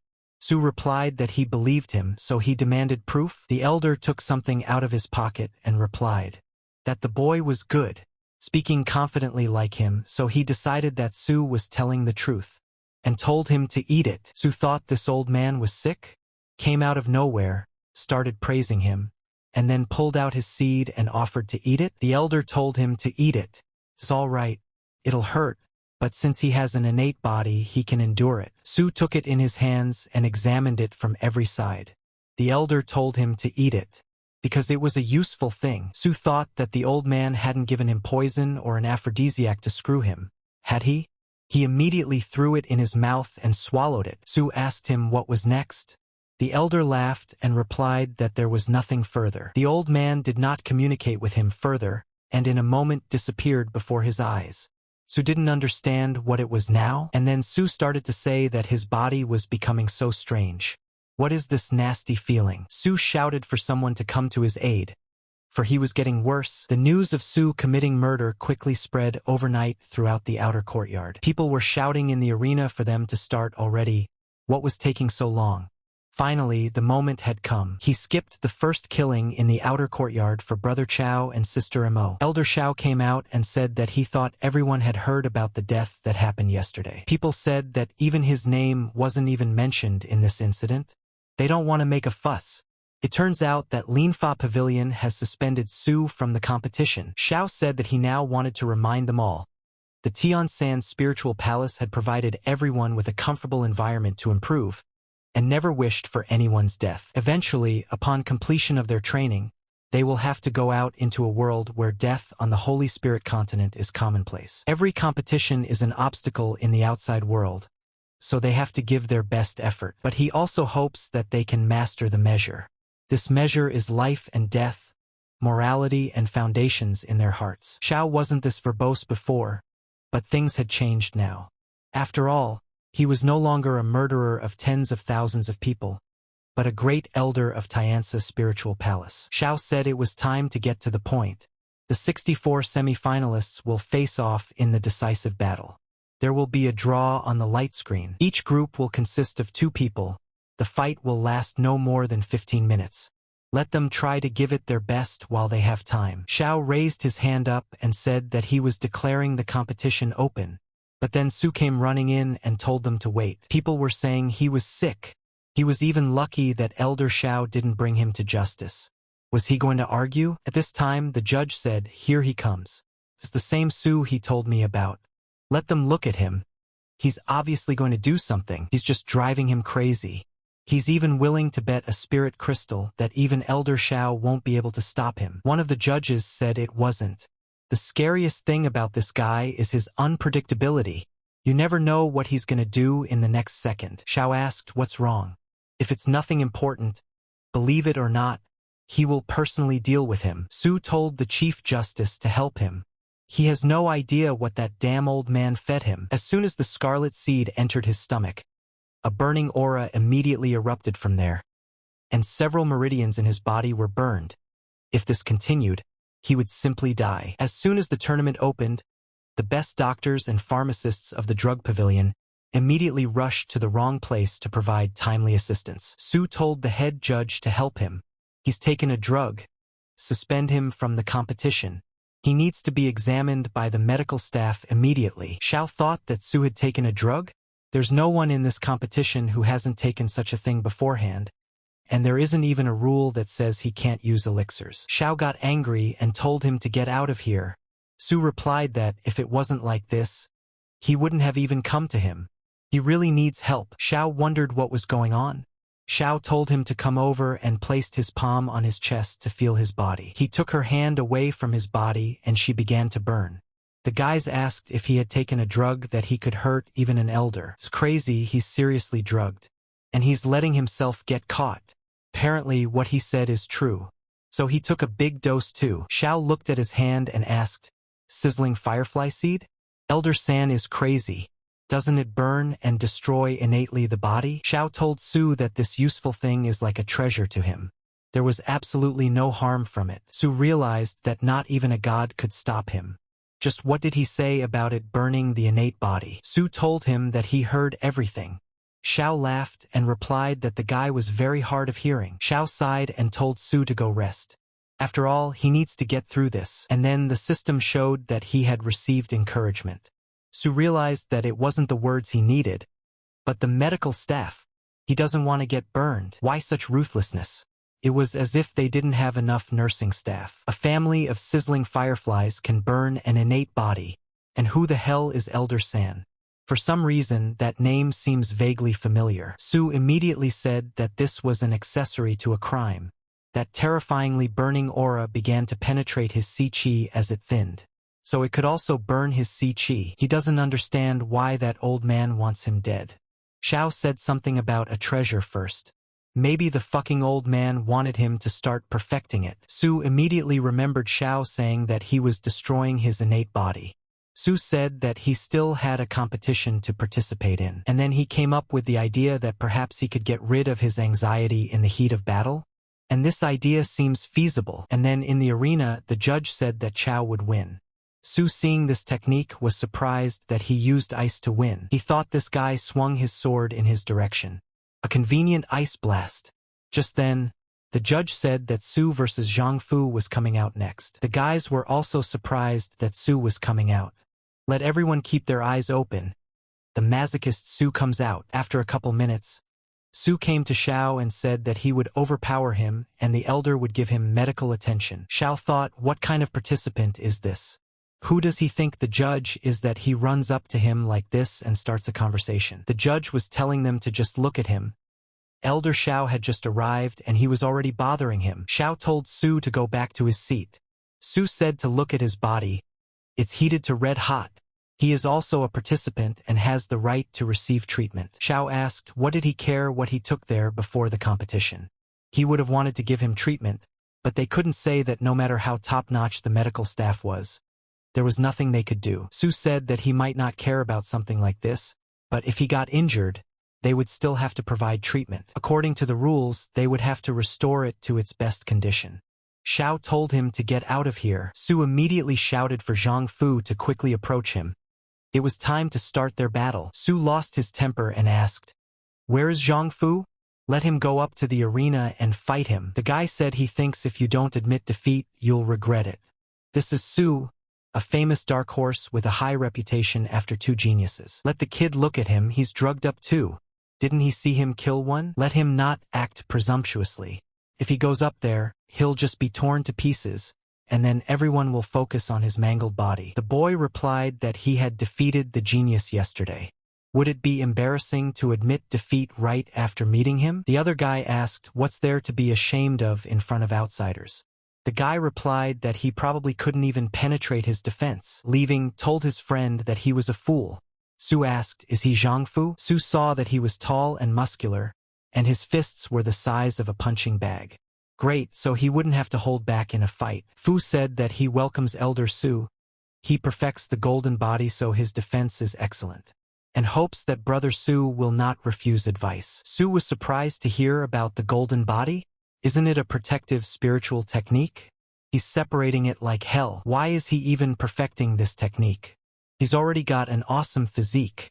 And then Xiao said that the competition was starting. Su realized that he needed to force his opponent into action, or else his plan would go to waste. Fu smiled at Su's nods, and decided to use the golden body technique.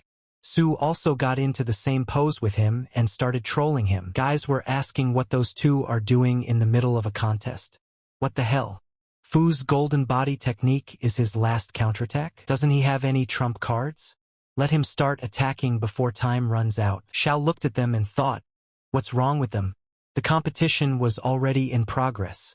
He told the contestants that the time for the competition was 15 minutes. Su saw that Fu was determined. He seemed to be planning to do nothing. So his plan went smoothly. Would he really have to engage in battle to release the heat in his body? He could attack, but he's afraid he won't make it. Su asked Xiao if he wanted his help. Xiao laughed. Su said that believe it or not, if he attacked, Fu might die. Fu realized that if there were hard feelings between them, let them decide for themselves. Why are they bringing him into this? Xiao told Su to attack already. If Fu dies, that he lost the argument. He thought that this boy also dared to threaten him. Fu realized that his business was bad and he was no bet. He is a simple and living man like all of them here. The judge said that Elder Xiao is angry. Only Su is capable of such a thing. He can even afford to talk to the elder like that. Su asked Xiao, is he sure about this? Su immediately released the energy from his hands and a mist formed around them. Su said that he had taken a drug and no one could handle him. Xiao smiled and asked him, is that it? Fu realized that he was in danger and needed to be rescued. After all, he could die too. People said that Fu had won a 3-win streak in the breakthrough competition, but in front of Su, he couldn't even move. Fu told Su to show leniency. Let him not take what he said seriously. Let him save face. Su realized that they didn't want to treat him themselves. Su told him to enjoy the last moments of his life. Xiao saw that he thought Su was just joking. But what if he meant it? Immediately, Su attacked Fu right in the chest. Was Su surprised at the fact that Fu was able to withstand his 5-point punch? And now, since the opponent's defense could withstand the blow, there was no need to save himself. Let Fu be saved. Fu saw his strength and said that he had to endure. He will not be disgraced at all if he admits defeat after such a blow. Su looked at him angrily and said, 1 punch, 1 palm, and nothing else is needed. At the last moment, Fu shouted that he was giving up, but it was already too late, for Su had charged the entire clip of the attack. Before he could even touch the target, Fu flew out like a cork and sealed himself into the ground from the force of the blow. Fu caught fire in the moment from this, and Xiao immediately shouted to the doctors to get him help immediately. The doctors immediately ran to him and began to extinguish him with their own forces, because he could have been burned alive. Su felt the burning force in his body disappear slightly as he struck out. Even though it hurt, at least he was still breathing. Su told Xiao that he had stopped his hand. Otherwise he would have died. People said that he really only struck 1 blow with his palm. Fu is not only pathetic but a laughingstock. Made it all the way to the 64 semi-finalists and ended up losing to a guy. But also in their minds was that maybe it was all the drugs? Just let them look at his incandescent airwaves. It was immediately clear that it was not part of his own powers. Su left the arena and opened the system thinking, how did they rise to 43 so quickly? 003? How did he get so many? After all, yesterday after the breakthrough competition, they had only reached 10,000. How did they grow so fast in just one morning? After receiving the information about the burning firefly seed, Su was surprised. After eating it in the morning, his body felt like it was on fire all the time, and from the system's point of view it was considered an attack. After 3 hours, Su reflected that there were 60 minutes in 1 hour, and there were 60 seconds in a minute, totaling over 20,000 seconds. Over 20,000 passivity points. The judges approached him and asked him what was wrong. Su stopped them and asked, could they tell him how many seconds there were in a day? The judge replied that there were 86,400 seconds in a day. When Su heard these numbers, he was completely surprised. According to the judge's instructions, regardless of his status and requirements, one should simply ignore him, treating him as a child. As expected of the judges, they did not fail. Su sniffed the pill again and said that this Qijin would soon be over by now. The power of the seed is extraordinary. But what successful person is not accompanied by intense pain? Once he focuses his attention on it, can he enjoy the waste? Su said that if the judge goes to Elder Xiao, that head judge on the stage, let him ask him for some Qijin pills. And let him remember to take them back. The judge thought, what is Su thinking about the pills now? Su said he would tell them the 3-sort secret, let them memorize it. First, if he doesn't agree, have him say the nursing staff refused to give them to him. He's a participant too, so he may not be able to cope without them. The judge thought, who has the guts to talk to Xiao like that? He's an elder of Linfa Pavilion, not a vegetable seller. Secondly, Su said, if still agree, have him convey that Su remembered that he was an accomplice to the crime. The staff member told him to go himself. Su asked, why would he go? The employee has to do his job, after all. Later, he would face another battle. And they should know that the higher a person's status, the more special their personality is, and there is no reason why they can't be of assistance. An employee has seen how hard it is for him. He wants to change jobs. He's really fed up with it. Su worked very hard to accomplish something, and here he was able to go to the tip of innate to level 1. Su realized that when there was no money, he could never imagine the happiness of wasting it. It's only been 3 days, and he's already got over 40,000 passive points. And he got rid of the excess. Su said that one should test the power of the spearhead after pumping it up to innate level. Immediately, he swept his hand over the ground, but he missed a little, and the beam of the point passed over his foot and cut his new shoe. Su understood that every passive skill pumped to an innate level changed significantly. And now that the sharpness has become innate, every part of his body is exceptionally sharp. A true artifact for an assassin that can't be defended against. Su realized that if he kicked his opponent during the fight, he would simply chop him in half. Since it's a passive skill, there's no need to cast a spell, no foreplay. So how do you defend against it? And then it occurred to him that if his opponent could stop a kick with his foot, could he stop a kick with his hair? He immediately raised the crystal in front of him and thought, was it normal to be bedazzled by such a brilliant idea? From how a passive skill is used, it can become an active skill. A little scary even. Su decided that he had spent 10,000 passivity points, and if it didn't work out, he would use some more. Su immediately decided to put all his keys in the system and line them up in order. Su prepared himself and shouted loudly that it was time to go, and used his incarnation of luck. The system replied that she thanked him for visiting. Su was confused and asked how that was. He fell to the ground because he didn't understand how such a thing could even happen, and not award him any honors. The servant came over and saw that Spy was mad, slashing the floor, and with his hair. He was having fun, so why did he suddenly fall down? This is very important. His servant jerked him left and right and yelled at him to come to his senses and wake up. After all, hadn't the Chief Justice said Su was kind of poisoned? It was the first time he had ever seen someone use their hair like that. Su tells the boy to leave, because he doesn't want to see him. Let him be alone. Su squatted down and let a tear fall as he pondered that whole 10,000 passivity points. He had just blown the money to the wind. He was bullying him, but he still has 30,000 left. How about a breathing technique and a sword technique? But he refused and said he didn't believe in 10 more failures. Su took out all his keys and said that he wouldn't shit himself this time. After all, he has the epitome of luck exists. Su said that he couldn't afford to be left with nothing. And then the system said that a better basic passive life cycle skill. Su rejoiced and said that he spent 20 keys to get 1 passive skill with the level acquired. Was it worth it? Definitely worth it, said Su. After all, you can pump up a level in the future, or you can pump it up casually, but without abilities it's all a fart. And then the servant watched him and said he was crazy. He wondered how much happier a man could be alone with himself. Could he not keep up with the youth of today? Su opened the system and saw that he was in the basic passive skills section. Basic passive skills might not be as functional. Just look at the breathing technique in the same section. The life cycle, literally the continuous life force. If that's the case, wouldn't it be of the greatest help to him right now? The sizzling firefly seed has energy the size of a fingernail, but the energy itself is so terrifying that it can't even be quantified. Blood, vein, bone, all the cells contained therein are subject to the burning power. Blood and flesh were burned to charred, and meridians were baked to destruction. Thanks to the breathing technique, he only needs to take a breath of the Qijin pill to recover instantly. Now the Qijin pill had been depleted and the muscles and bones in the body had collapsed, but were now repairing themselves. This is the life cycle effect. Su said that the role of the new passive skill was to heal wounds. This kind of help was simply incommensurable. He still had 20,000 passive points left, which could be exchanged for 5 skill points to swing that skill. Su was able to raise his life cycle to level 6. And recovered from his wounds in less than a minute.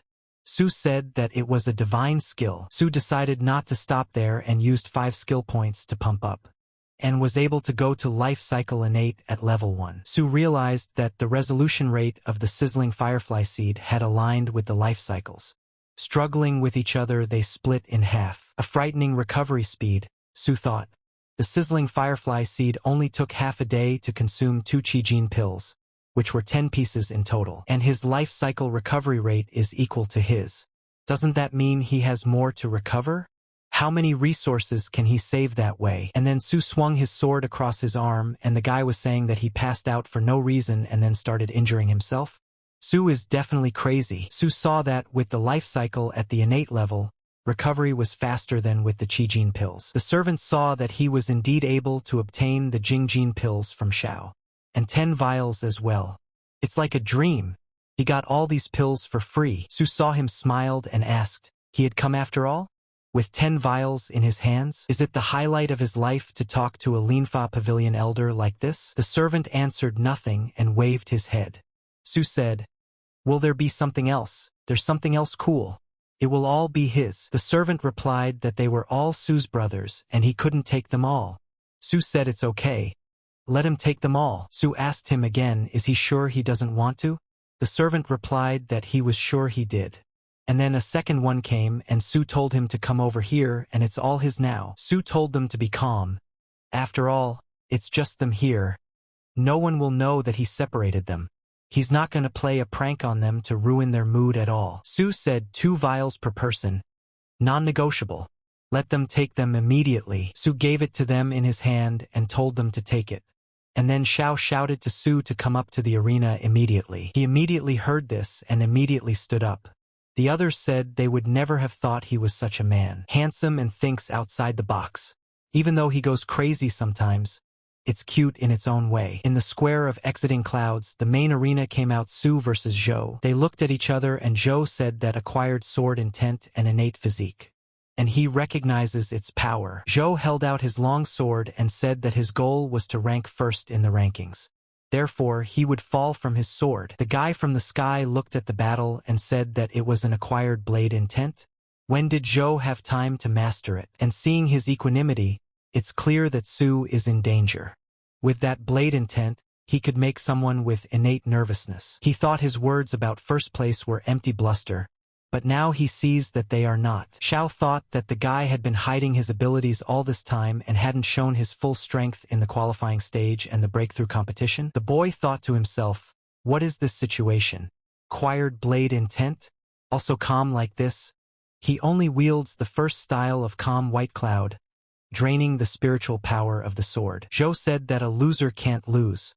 Su told him that he shouldn't be so tongue-tied. And then people started making fun of Su for being the old man in the outer courtyard. But, in fact, the only one left from that group. The guy asked him, isn't Su's real big brother?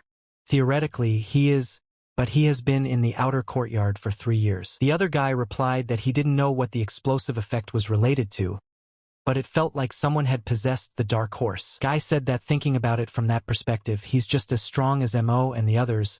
They're all like little brothers and sisters to him after all. Xiao put his hands up and said that the competition was starting. Zhou said immediately for him to stop. Xiao said, well, what kind of contestants? It's Su's bad influence, each of them is so strange. Zhou said that there was one thing he wanted to clarify before the fight. Yesterday's incident. Attacking him sneakily was a shameful act. But Su didn't have to take his life. The punishment would have been enough. But he still commits ruthless murder. And it seems the opponent in front of him named Su is a despicable and unscrupulous villain. Su replied that this was the very reason he wanted to voice before the fight, making him look like an assassin. Jean said he wasn't talking about killing. He just wanted to explain everything. Su asked, did he see what happened in the arena then? Did he get a good look? He doesn't know anything. He just came in and started talking nonsense, throwing mud at him.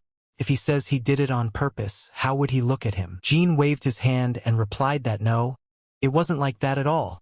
Su told him to stay focused. He knows his next sentence will be him just clinging to his words. Jean replied that this was not what he wanted. Su said that people like him always stand on the moral high ground and blame others, and never think that those very words are like a sharp blade to others. Su asked him, well, why doesn't he speak when he should speak? And speaks when he doesn't have to. If he can't speak, does he take action? Su saw through that Zhou is the type of person who thinks with his muscles. Because of his burgeoning sense of justice, he is very fiery, seeing only the surface of the picture. Su saw that Zhou looked hesitant and ready to admit defeat. He changed his mind. Su said to Zhou, he might look at everything superficially, but as a worthy spirit-tempering master, once he enters the arena, there is no way he should admit defeat. He will make it clear to him if he does not engage in battle, he will be tabooed. If he runs away without a fight, he will be humiliated as a master of tempering the spirit.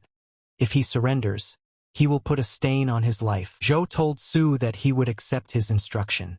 And then Xiao was very surprised because Su's plan had worked. Su and Zhou didn't drag it out and started throwing punches at each other. Zhou got excited after the first hit and said that was great and could continue. Su realized that for the first time, his innate body was not pleasing him with its strength, and even his efforts were in vain. If he couldn't face him, the acquired intention of the hard steel blade. If with his short sword he faces his long blade, his face would be stained with blood. Fighting him with his innate point can chop him in half. So he uses sword techniques to hone his acquired sword skills. Zhou immediately pounced on him.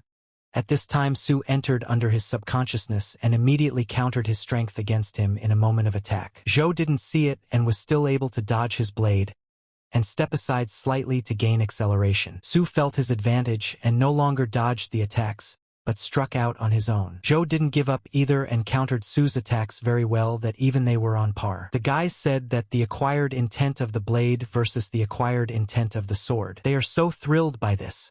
If there is an accident, either Zhou's throat will be blocked or Su's legs will be broken. An exciting battle. Zhou was telling Su to face his nine tides blade. It's a continuous blade technique.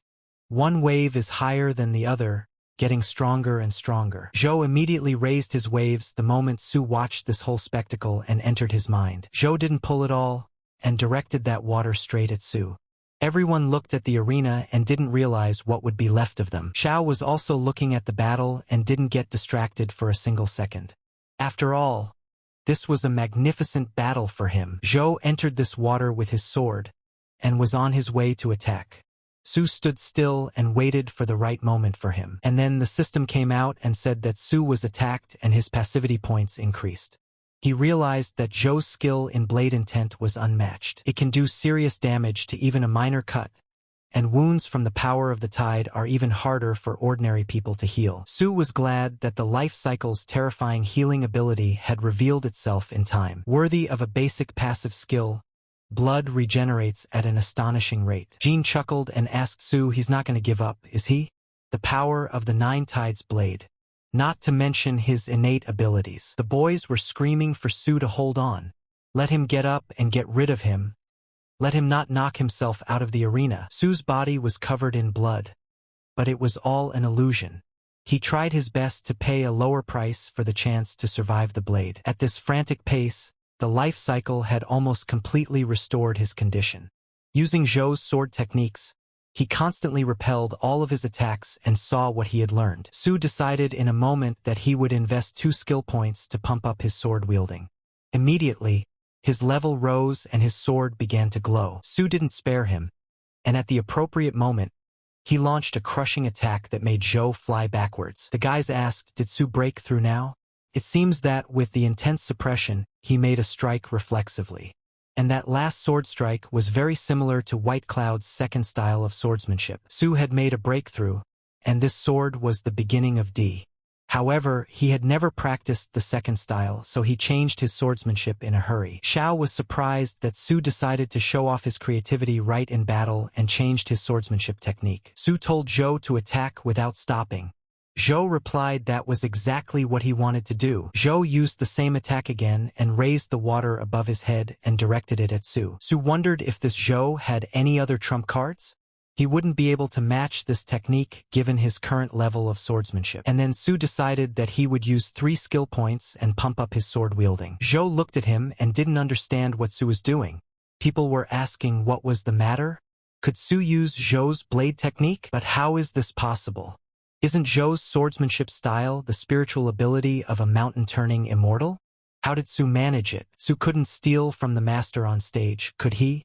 And now it's clear, Su is the real monster. Su used the calm White Cloud version number 2 attack, and Zhou matched him with the flipping immortality mounts. Xiao looked at the fight and said, he hesitated for so long only to discover the sword?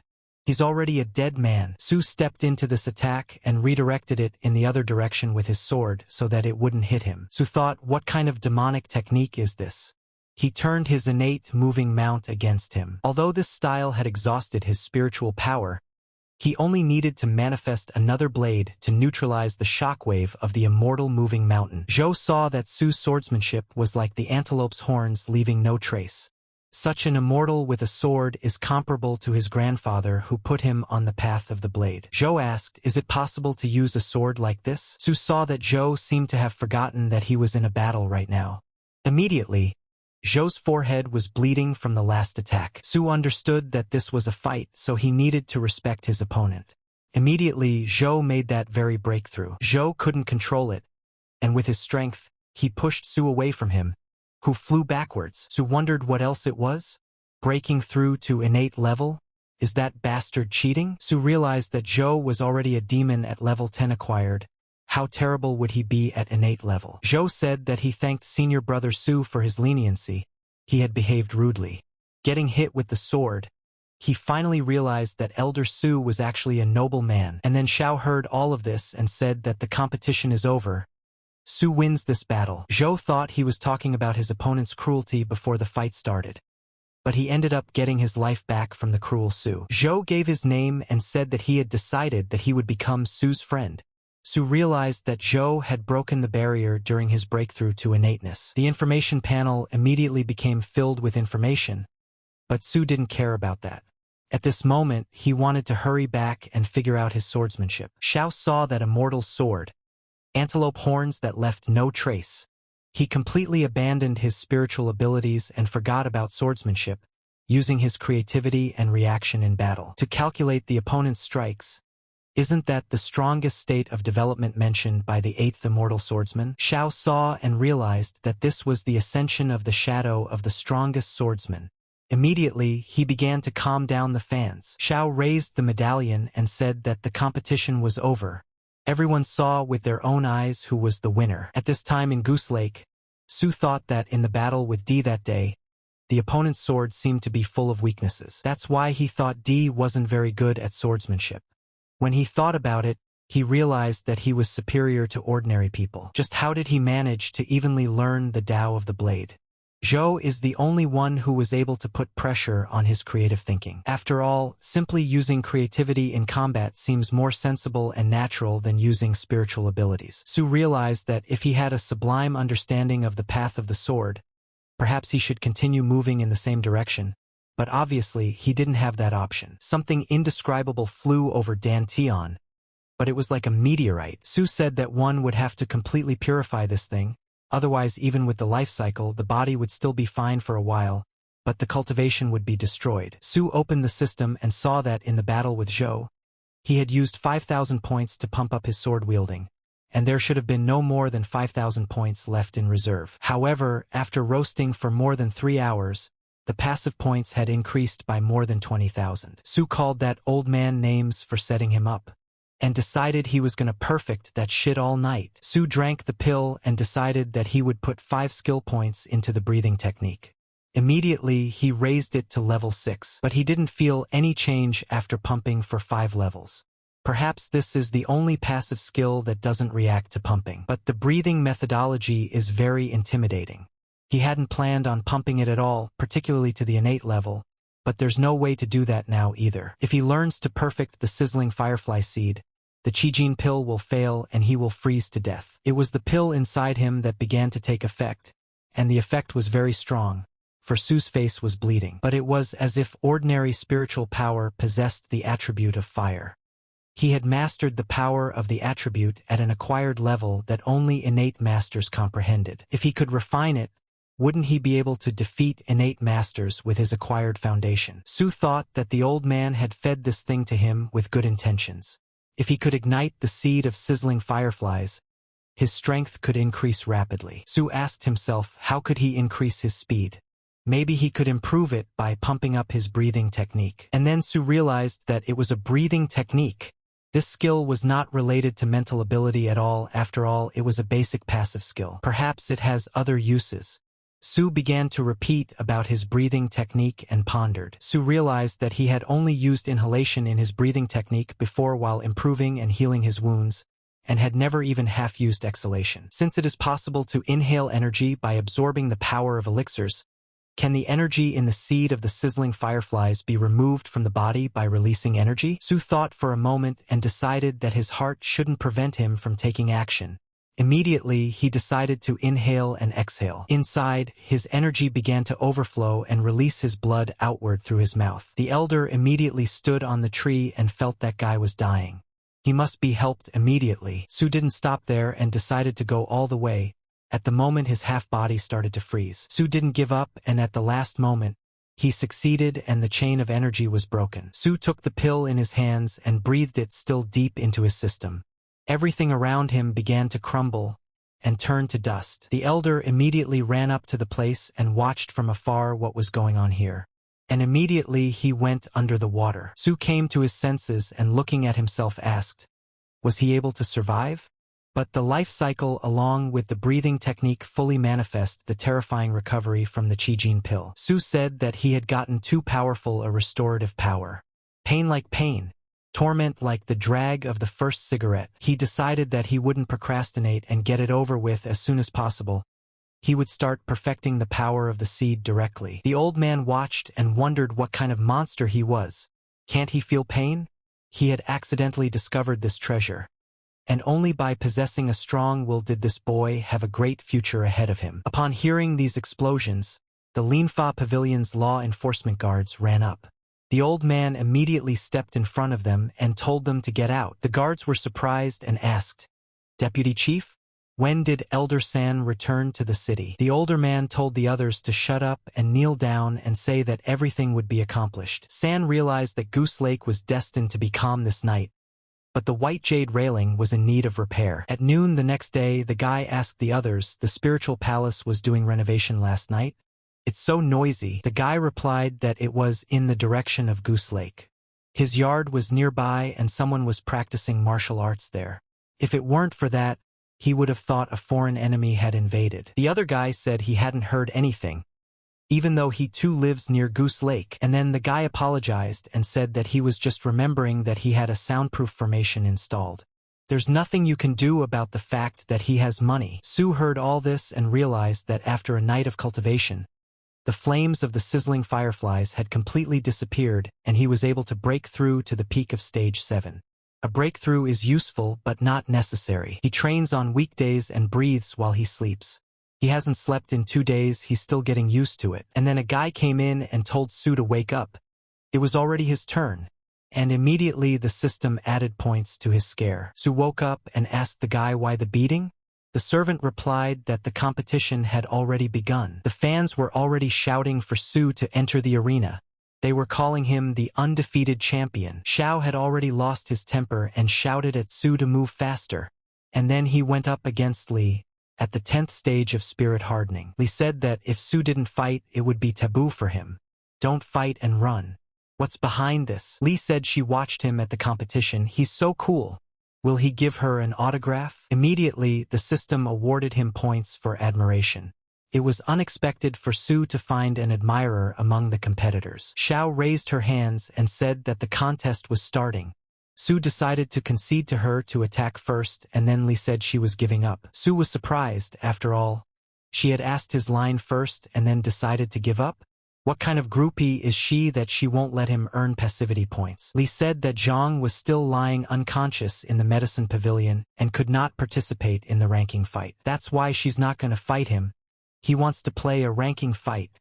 Xiao said that the competition is over. The victory is for Su. The guys said they didn't even move. What about the fight?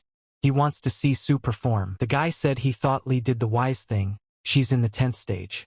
There must be no way Su could have won with his stage 7. Li held out her brush to him and asked for his autograph. Su sighed and was surprised by such a fan and asked her where to sign. Li showed her palm and said right there.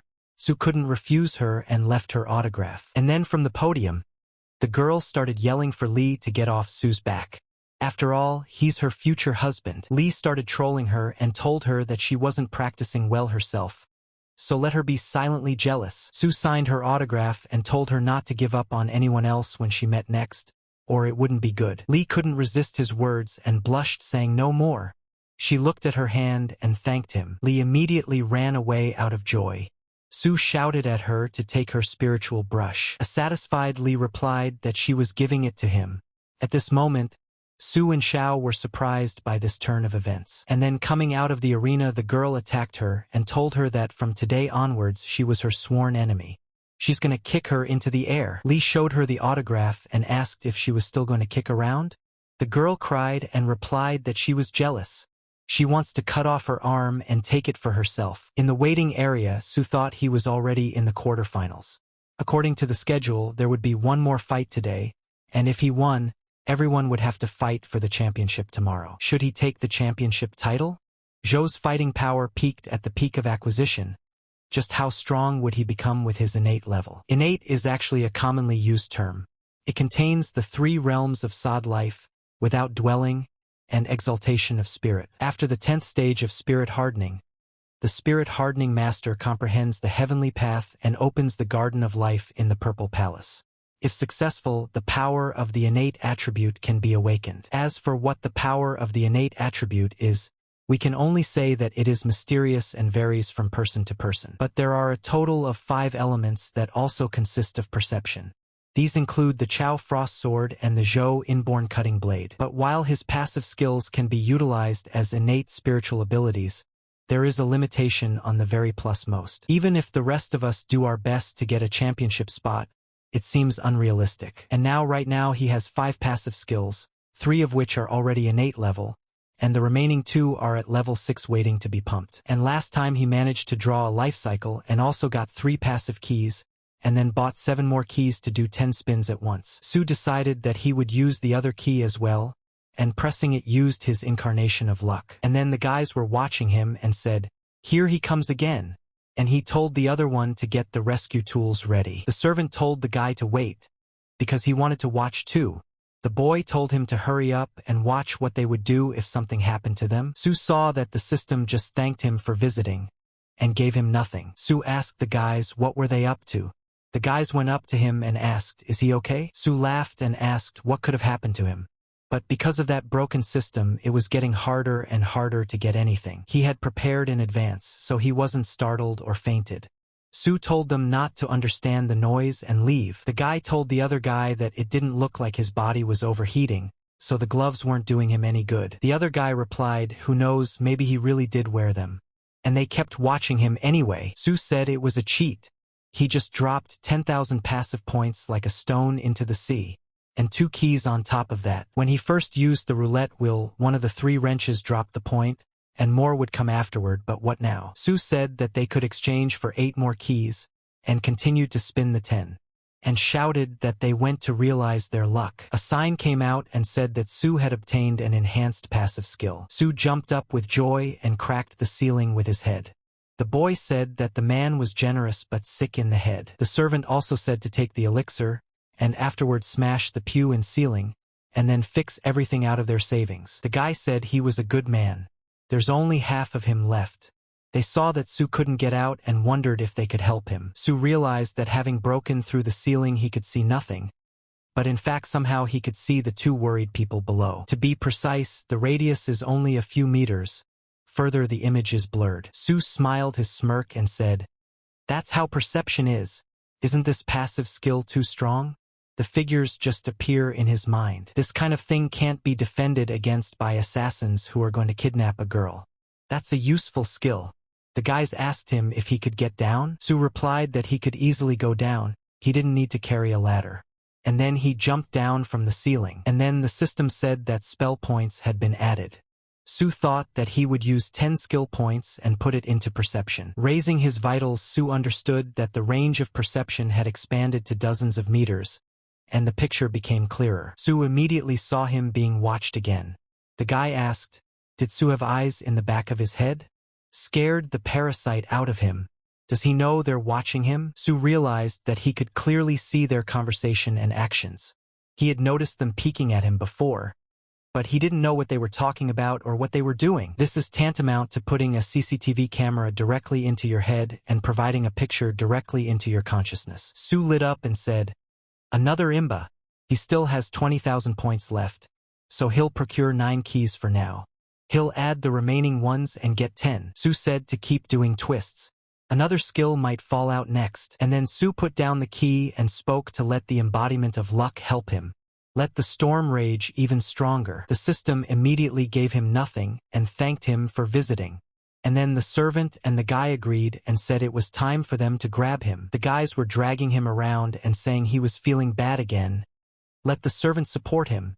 Su asked them what they were doing to him. The servant came up to him abruptly and told him that if he hadn't covered his mouth with his hand in time, he would have lost his first kiss. Immediately, the system added his passivity points and Su decided that he would go outside and watch the battle. Xiang said loudly that the battle was over and Mu was winning. The guys said that they definitely didn't expect something like this. The guy was saying how high he was thrown dozens of meters away. Oh my god. Jean is falling. There's someone at the place where he fell. Su-ing understood what was going on. Even the barrier in the waiting area had been destroyed. And then Su looked back and saw that it was someone's head. Su immediately didn't play with him and sent him back into the arena with a leg kick. The guys said that this kind of thing was normal for Su.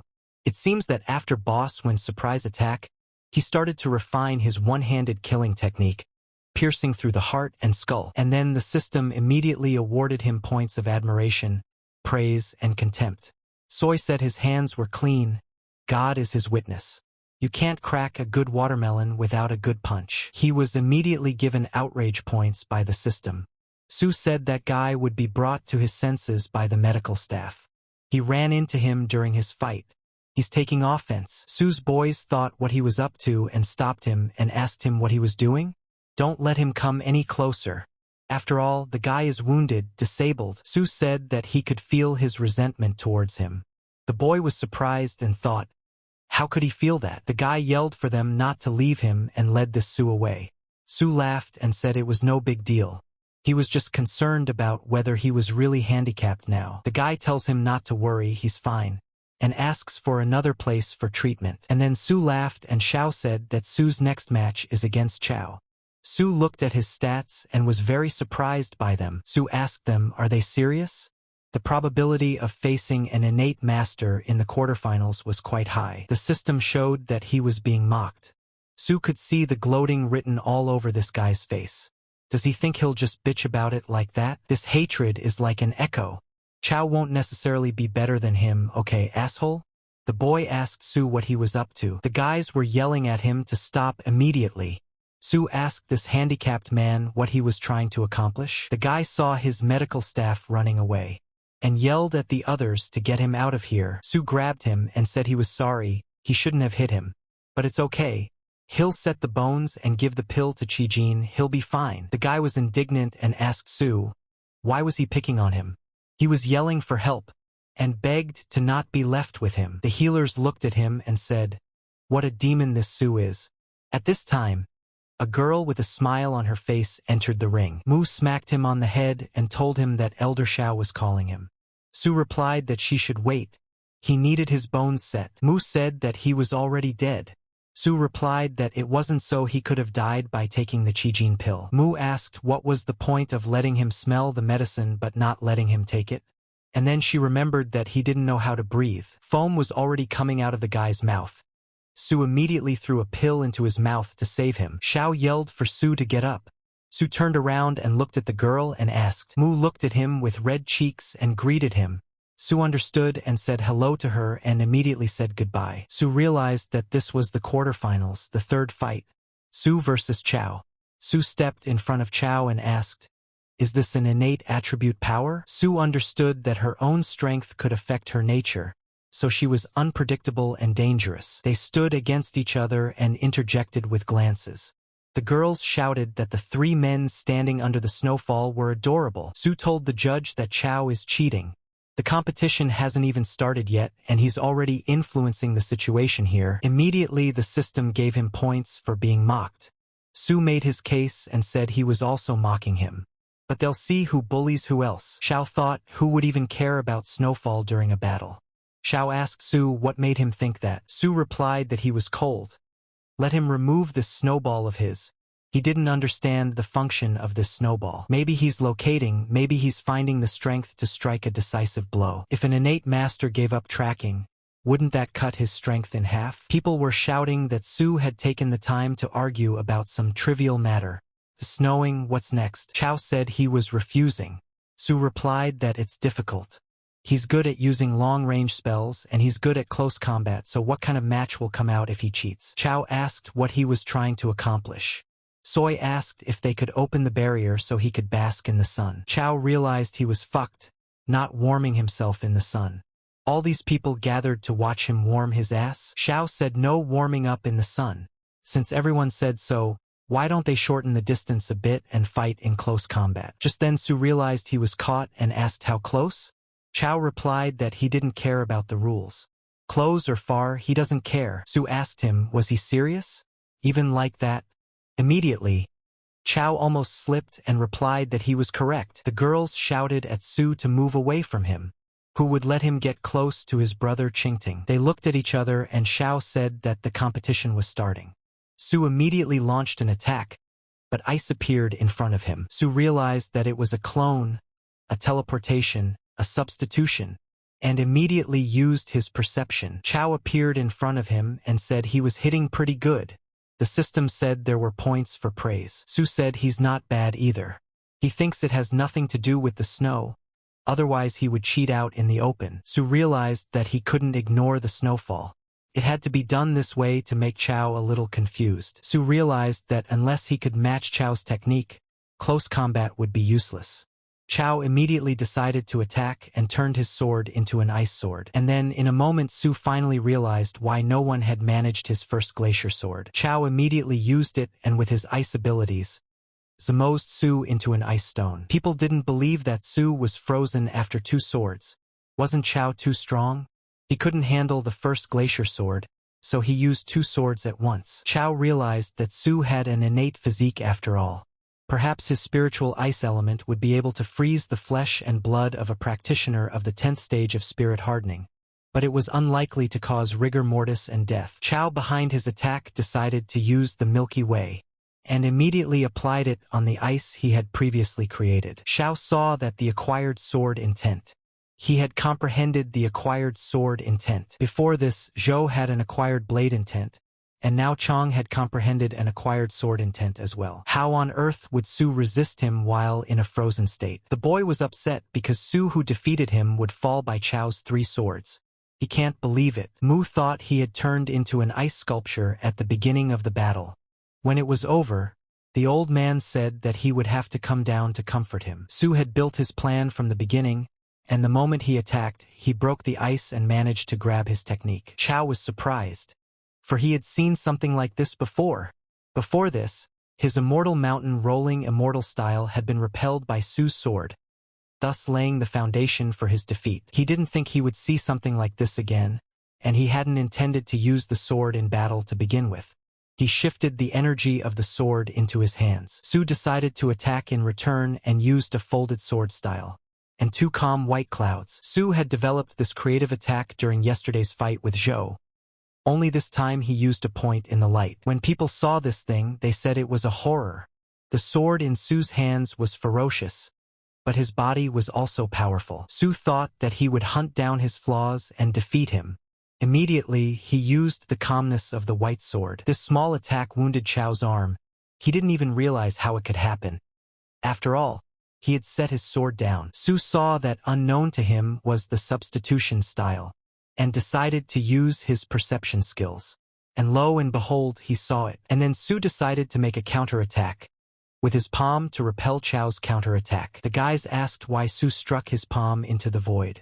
Immediately, Chao's head appeared in front of his palm. The guys couldn't understand how this happened. Su punched Chao. One got hit and the other puts in a switch. Chao realized that Su had figured out his technique of walking amongst the snows right after the first use. His gaze during the battle terrifies him. Su smiled and immediately used a spearhead attack. But Chao saw this and set his palm up. Looking at his hand, Chao saw the marks Su's finger had left on his hand. He immediately walked back through the portal. Su said that there really was a problem with this snow. He said he was cheating. Xiao didn't believe it. If it wasn't for that switch, he would have defeated him by now. The girls said that no matter how it was, Su was the first to spill Chao's blood in the Chasing Clouds tournament today, which meant, just like Su said, Chao was moving through snowflakes. If it's true, then he was cheating. The girls cheered and shouted that they believe in Su, and they know he is the best. And Su will defeat him, and she will bear him a child. Su smiled and saw that it had become so lively among the spectators. They were all already cheering for him. Chao decided not to stall for time and used, walking among the snow. He immediately scattered snow everywhere with magic. Su realized that this was clearly his crowning blow. Once he was distracted for a moment, he immediately decided to take advantage of it. Su apologized to Lu and said that he had broken the covenant and underestimated the opponent. Chao picked up the moment and used the net sword style. Chao immediately raised his hands and said he was unarmed, but used the snowfall and directed everyone to Su. What a cruel guy he was. So falling snow was not only needed for walking amongst the snow, but also for this unarmed snowfall. Although this terrifying spiritual ability is called unarmed snowfall, every falling snowflake carries murderous intent. The guys asked he could still continue.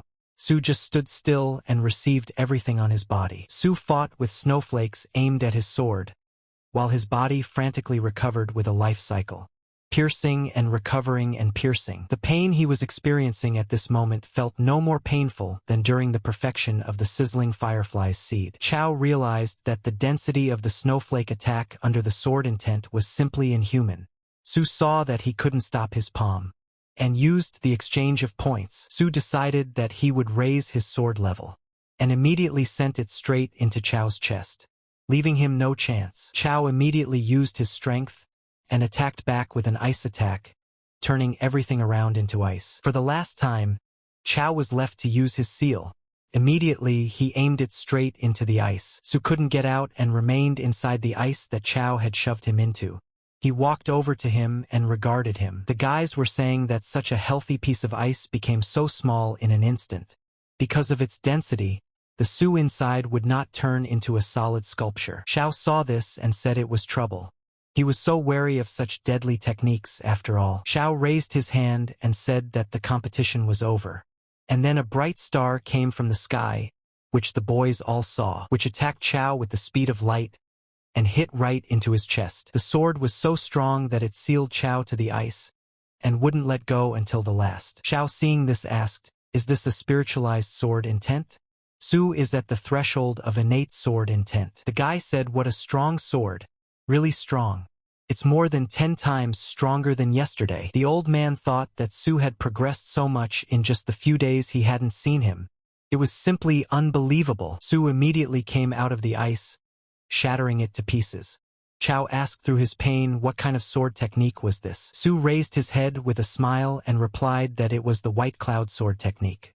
And then the points for suspicion were added. Su raised his hand and said that they needed help.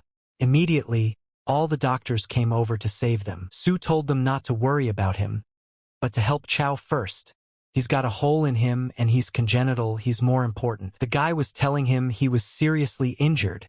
Su realized that saving people was a good thing, but he didn't need any help. The life cycle has picked up a lot since the snowmobiling shutdown. The injuries are all healed now. Su said he didn't need any help. The doctor said it's like no one saw him get beaten up. Let him look at his clothes. They're all blood-stained. The doctors looked at him and asked how was that possible? What a strange person. Shouldn't he have been injured after receiving Chao's punches? His body has a kind of endless surge of vitality. It's much better than the Qijin pill. What a monstrous treatment. Su said he had spoken, but they didn't believe him. Let them hurry up and save him. Hidden bitterness avoided his vital points. He would not die. The doctors immediately all looked at him strangely. Su told them to save him as soon as possible. He's telling them the truth. And then they gathered around him and shouted that he was awake. They asked Chao, is he in a lot of pain? Su said he didn't hurt him at all. And then Chao heard that and started cursing him. He received more points for admiration. All the fans clapped and were happy that he was still alive. Su saw that on the stand. Elder Chao had come to watch the match and even praised him. That was still okay. But what was Zhou doing here? He beat him yesterday, and today he's admiring him. There's something wrong. We have to find out. And now comes the quarterfinals of the last round. The innate master.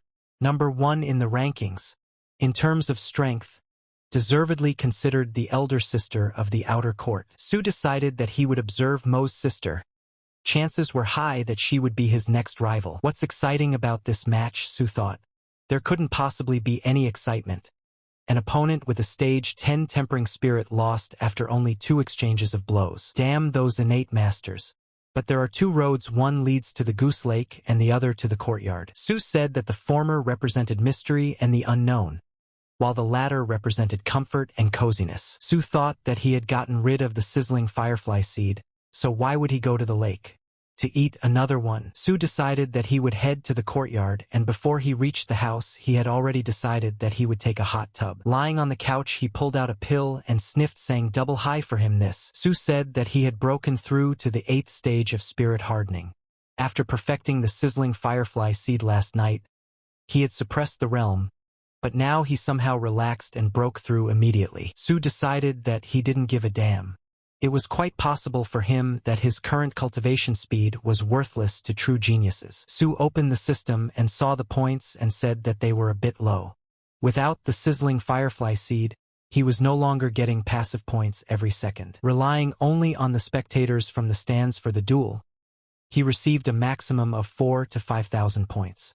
This is also thanks to Chao's unarmed snowfall. In the middle of the night, Su thought that it wasn't that he was worried about tomorrow's fight at all. He went outside and thought that the cicadas were chirping, the frogs were croaking, the wind had died down, and there were no people at all. Su rejoiced and said that it was a good time to practice fencing.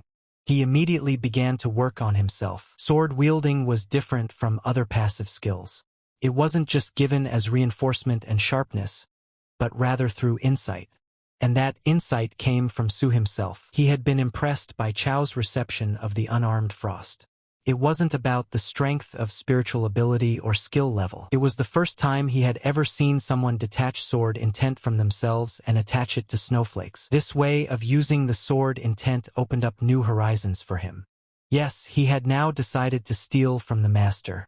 Steal Chao's unarmed frost. Although the snow was not falling, but the intention of the sword was attached to the snow. Could it be attached to something else? Su tried something new and said in a moment that he failed. He wondered what was the difference from his performance. Su sighed and said that it was still good that no one saw, otherwise he would have been ashamed. Stealing from a master is not easy. Su said, however, swordsmanship of all things parasitic with sword intent has the greatest effect.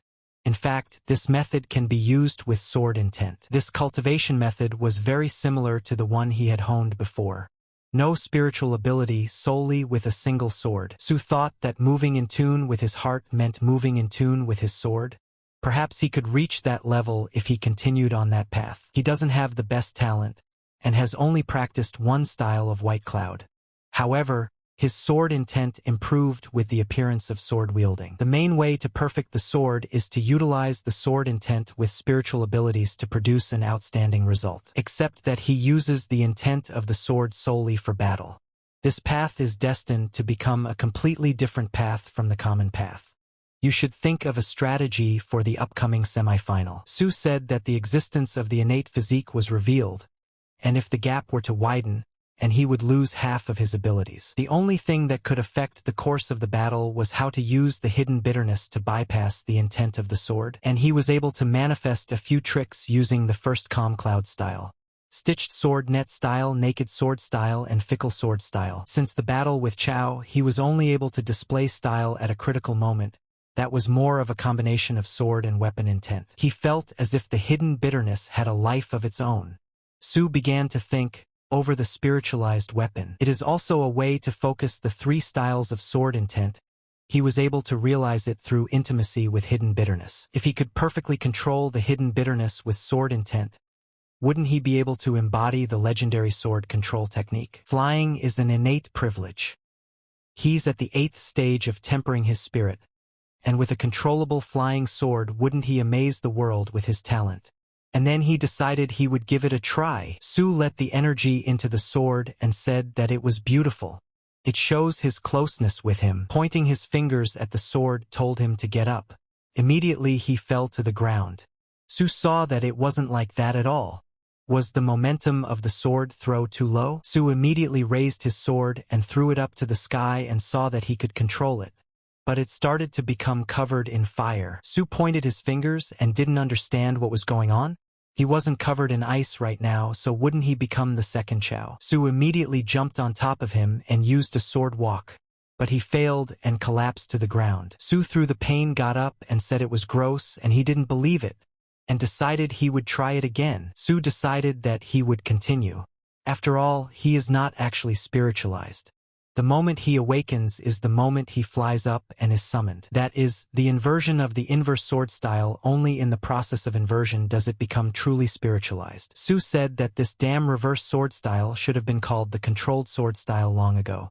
But what was the difference between rising and falling, he thought. Su took the sword in his hands and presented it to his throat, thinking, isn't the true principle to face himself, gaining spiritual wisdom? He is its master. Su immediately threw it into the ground and said, what a nasty sword. Immediately, the system said there were points for cursing. At noon the next day, the outer courtyard of the Tiansan Spiritual Palace marked the annual hot painting. Because today, a new champion of the Chasing Clouds tournament would be born. Elder of the Spiritual Technique Pavilion, Elder of the Medicine Pavilion, Elder of the Spiritual Weapon Pavilion. And the ranking of the top 100 is 10th and 5th place. Mu was saying how great it was that she got a seat in advance yesterday. On her left hand is Chul and on her right hand is Zhou. People were telling them to bag him that hottie as soon as possible. He's gonna take care of that guy. The girl asked who were they. Brother Du and Sister Lin from the top 10. Just then, one of the guys shouted out, isn't that Su from the inner courtyard? Su, the strongest genius of the Su family from Tiansan Prefecture, broke through to innateness as early as 13. At 14 comprehended the burned sword intent. If anyone hears one of those names, they will be shocked. That's how important a person sat on the podium. The girl asked why she couldn't see Borat Xiao. The guys said they were sorry they didn't see the sister from the courtyard. Heard Su likes her a lot, so she's always hanging around her. The guy confirmed that Sister Zhao is a goddess. Not only is she a beauty, but she has a gorgeous figure and is the strongest in the inner courtyard in terms of strength. But he had never seen her in person. And then the fans saw that Zhang was here, one of the 33 people in the courtyard, the epitome of a leader. A guy named Zhang asked which one of them was Su who killed Chun. Lu replied that he was still looking for him. Lu said that he didn't seem to have arrived yet. Zhang replied that calmly, he will come to the arena after all. The guys said that they had heard that boss won new people from the courtyard. So it was Zhang? The others said that they couldn't get away with something like this. The guy replied so they wouldn't think. If Su won the tournament with his cultivation level, he would easily get into the inner courtyard. On the judge's chair, Xiao Xilan sipped his drink.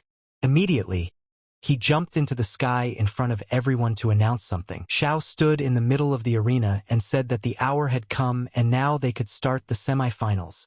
He held up the medallion and said, Su and Mu, the semifinals are the battles of the innate warriors everyone has been waiting for. These two, the first one had reached innate just a year after entering the spiritual palace. And second, not to mention his innate body. Chao's defeat early yesterday further proved his unwavering innate strength. The guys shouted that, as expected of Sister Mu, innate confidence. The doctors immediately entered the arena to be on the lookout. The guys were asking what those two idiots wanted here. Where's Su? Where did he go? He always disappears at the critical moment. He's gonna make us worry about him in the semifinals. The guys pretended it wasn't their fault and asked why they were asking them that. Xiao immediately got angry and asked, where the hell did this guy go? Immediately, Su flew into the arena on his pecha. No one expected such a turn of events. How could Su do such a thing? The girls were screaming that he was incredible. They were screaming for him to look at them. How beautiful they were. The others criticized and said, what a show-off. How does he manage to wield a sword at the 8th stage of spirit hardening? Doesn't the ability to fly come after the concept of innateness?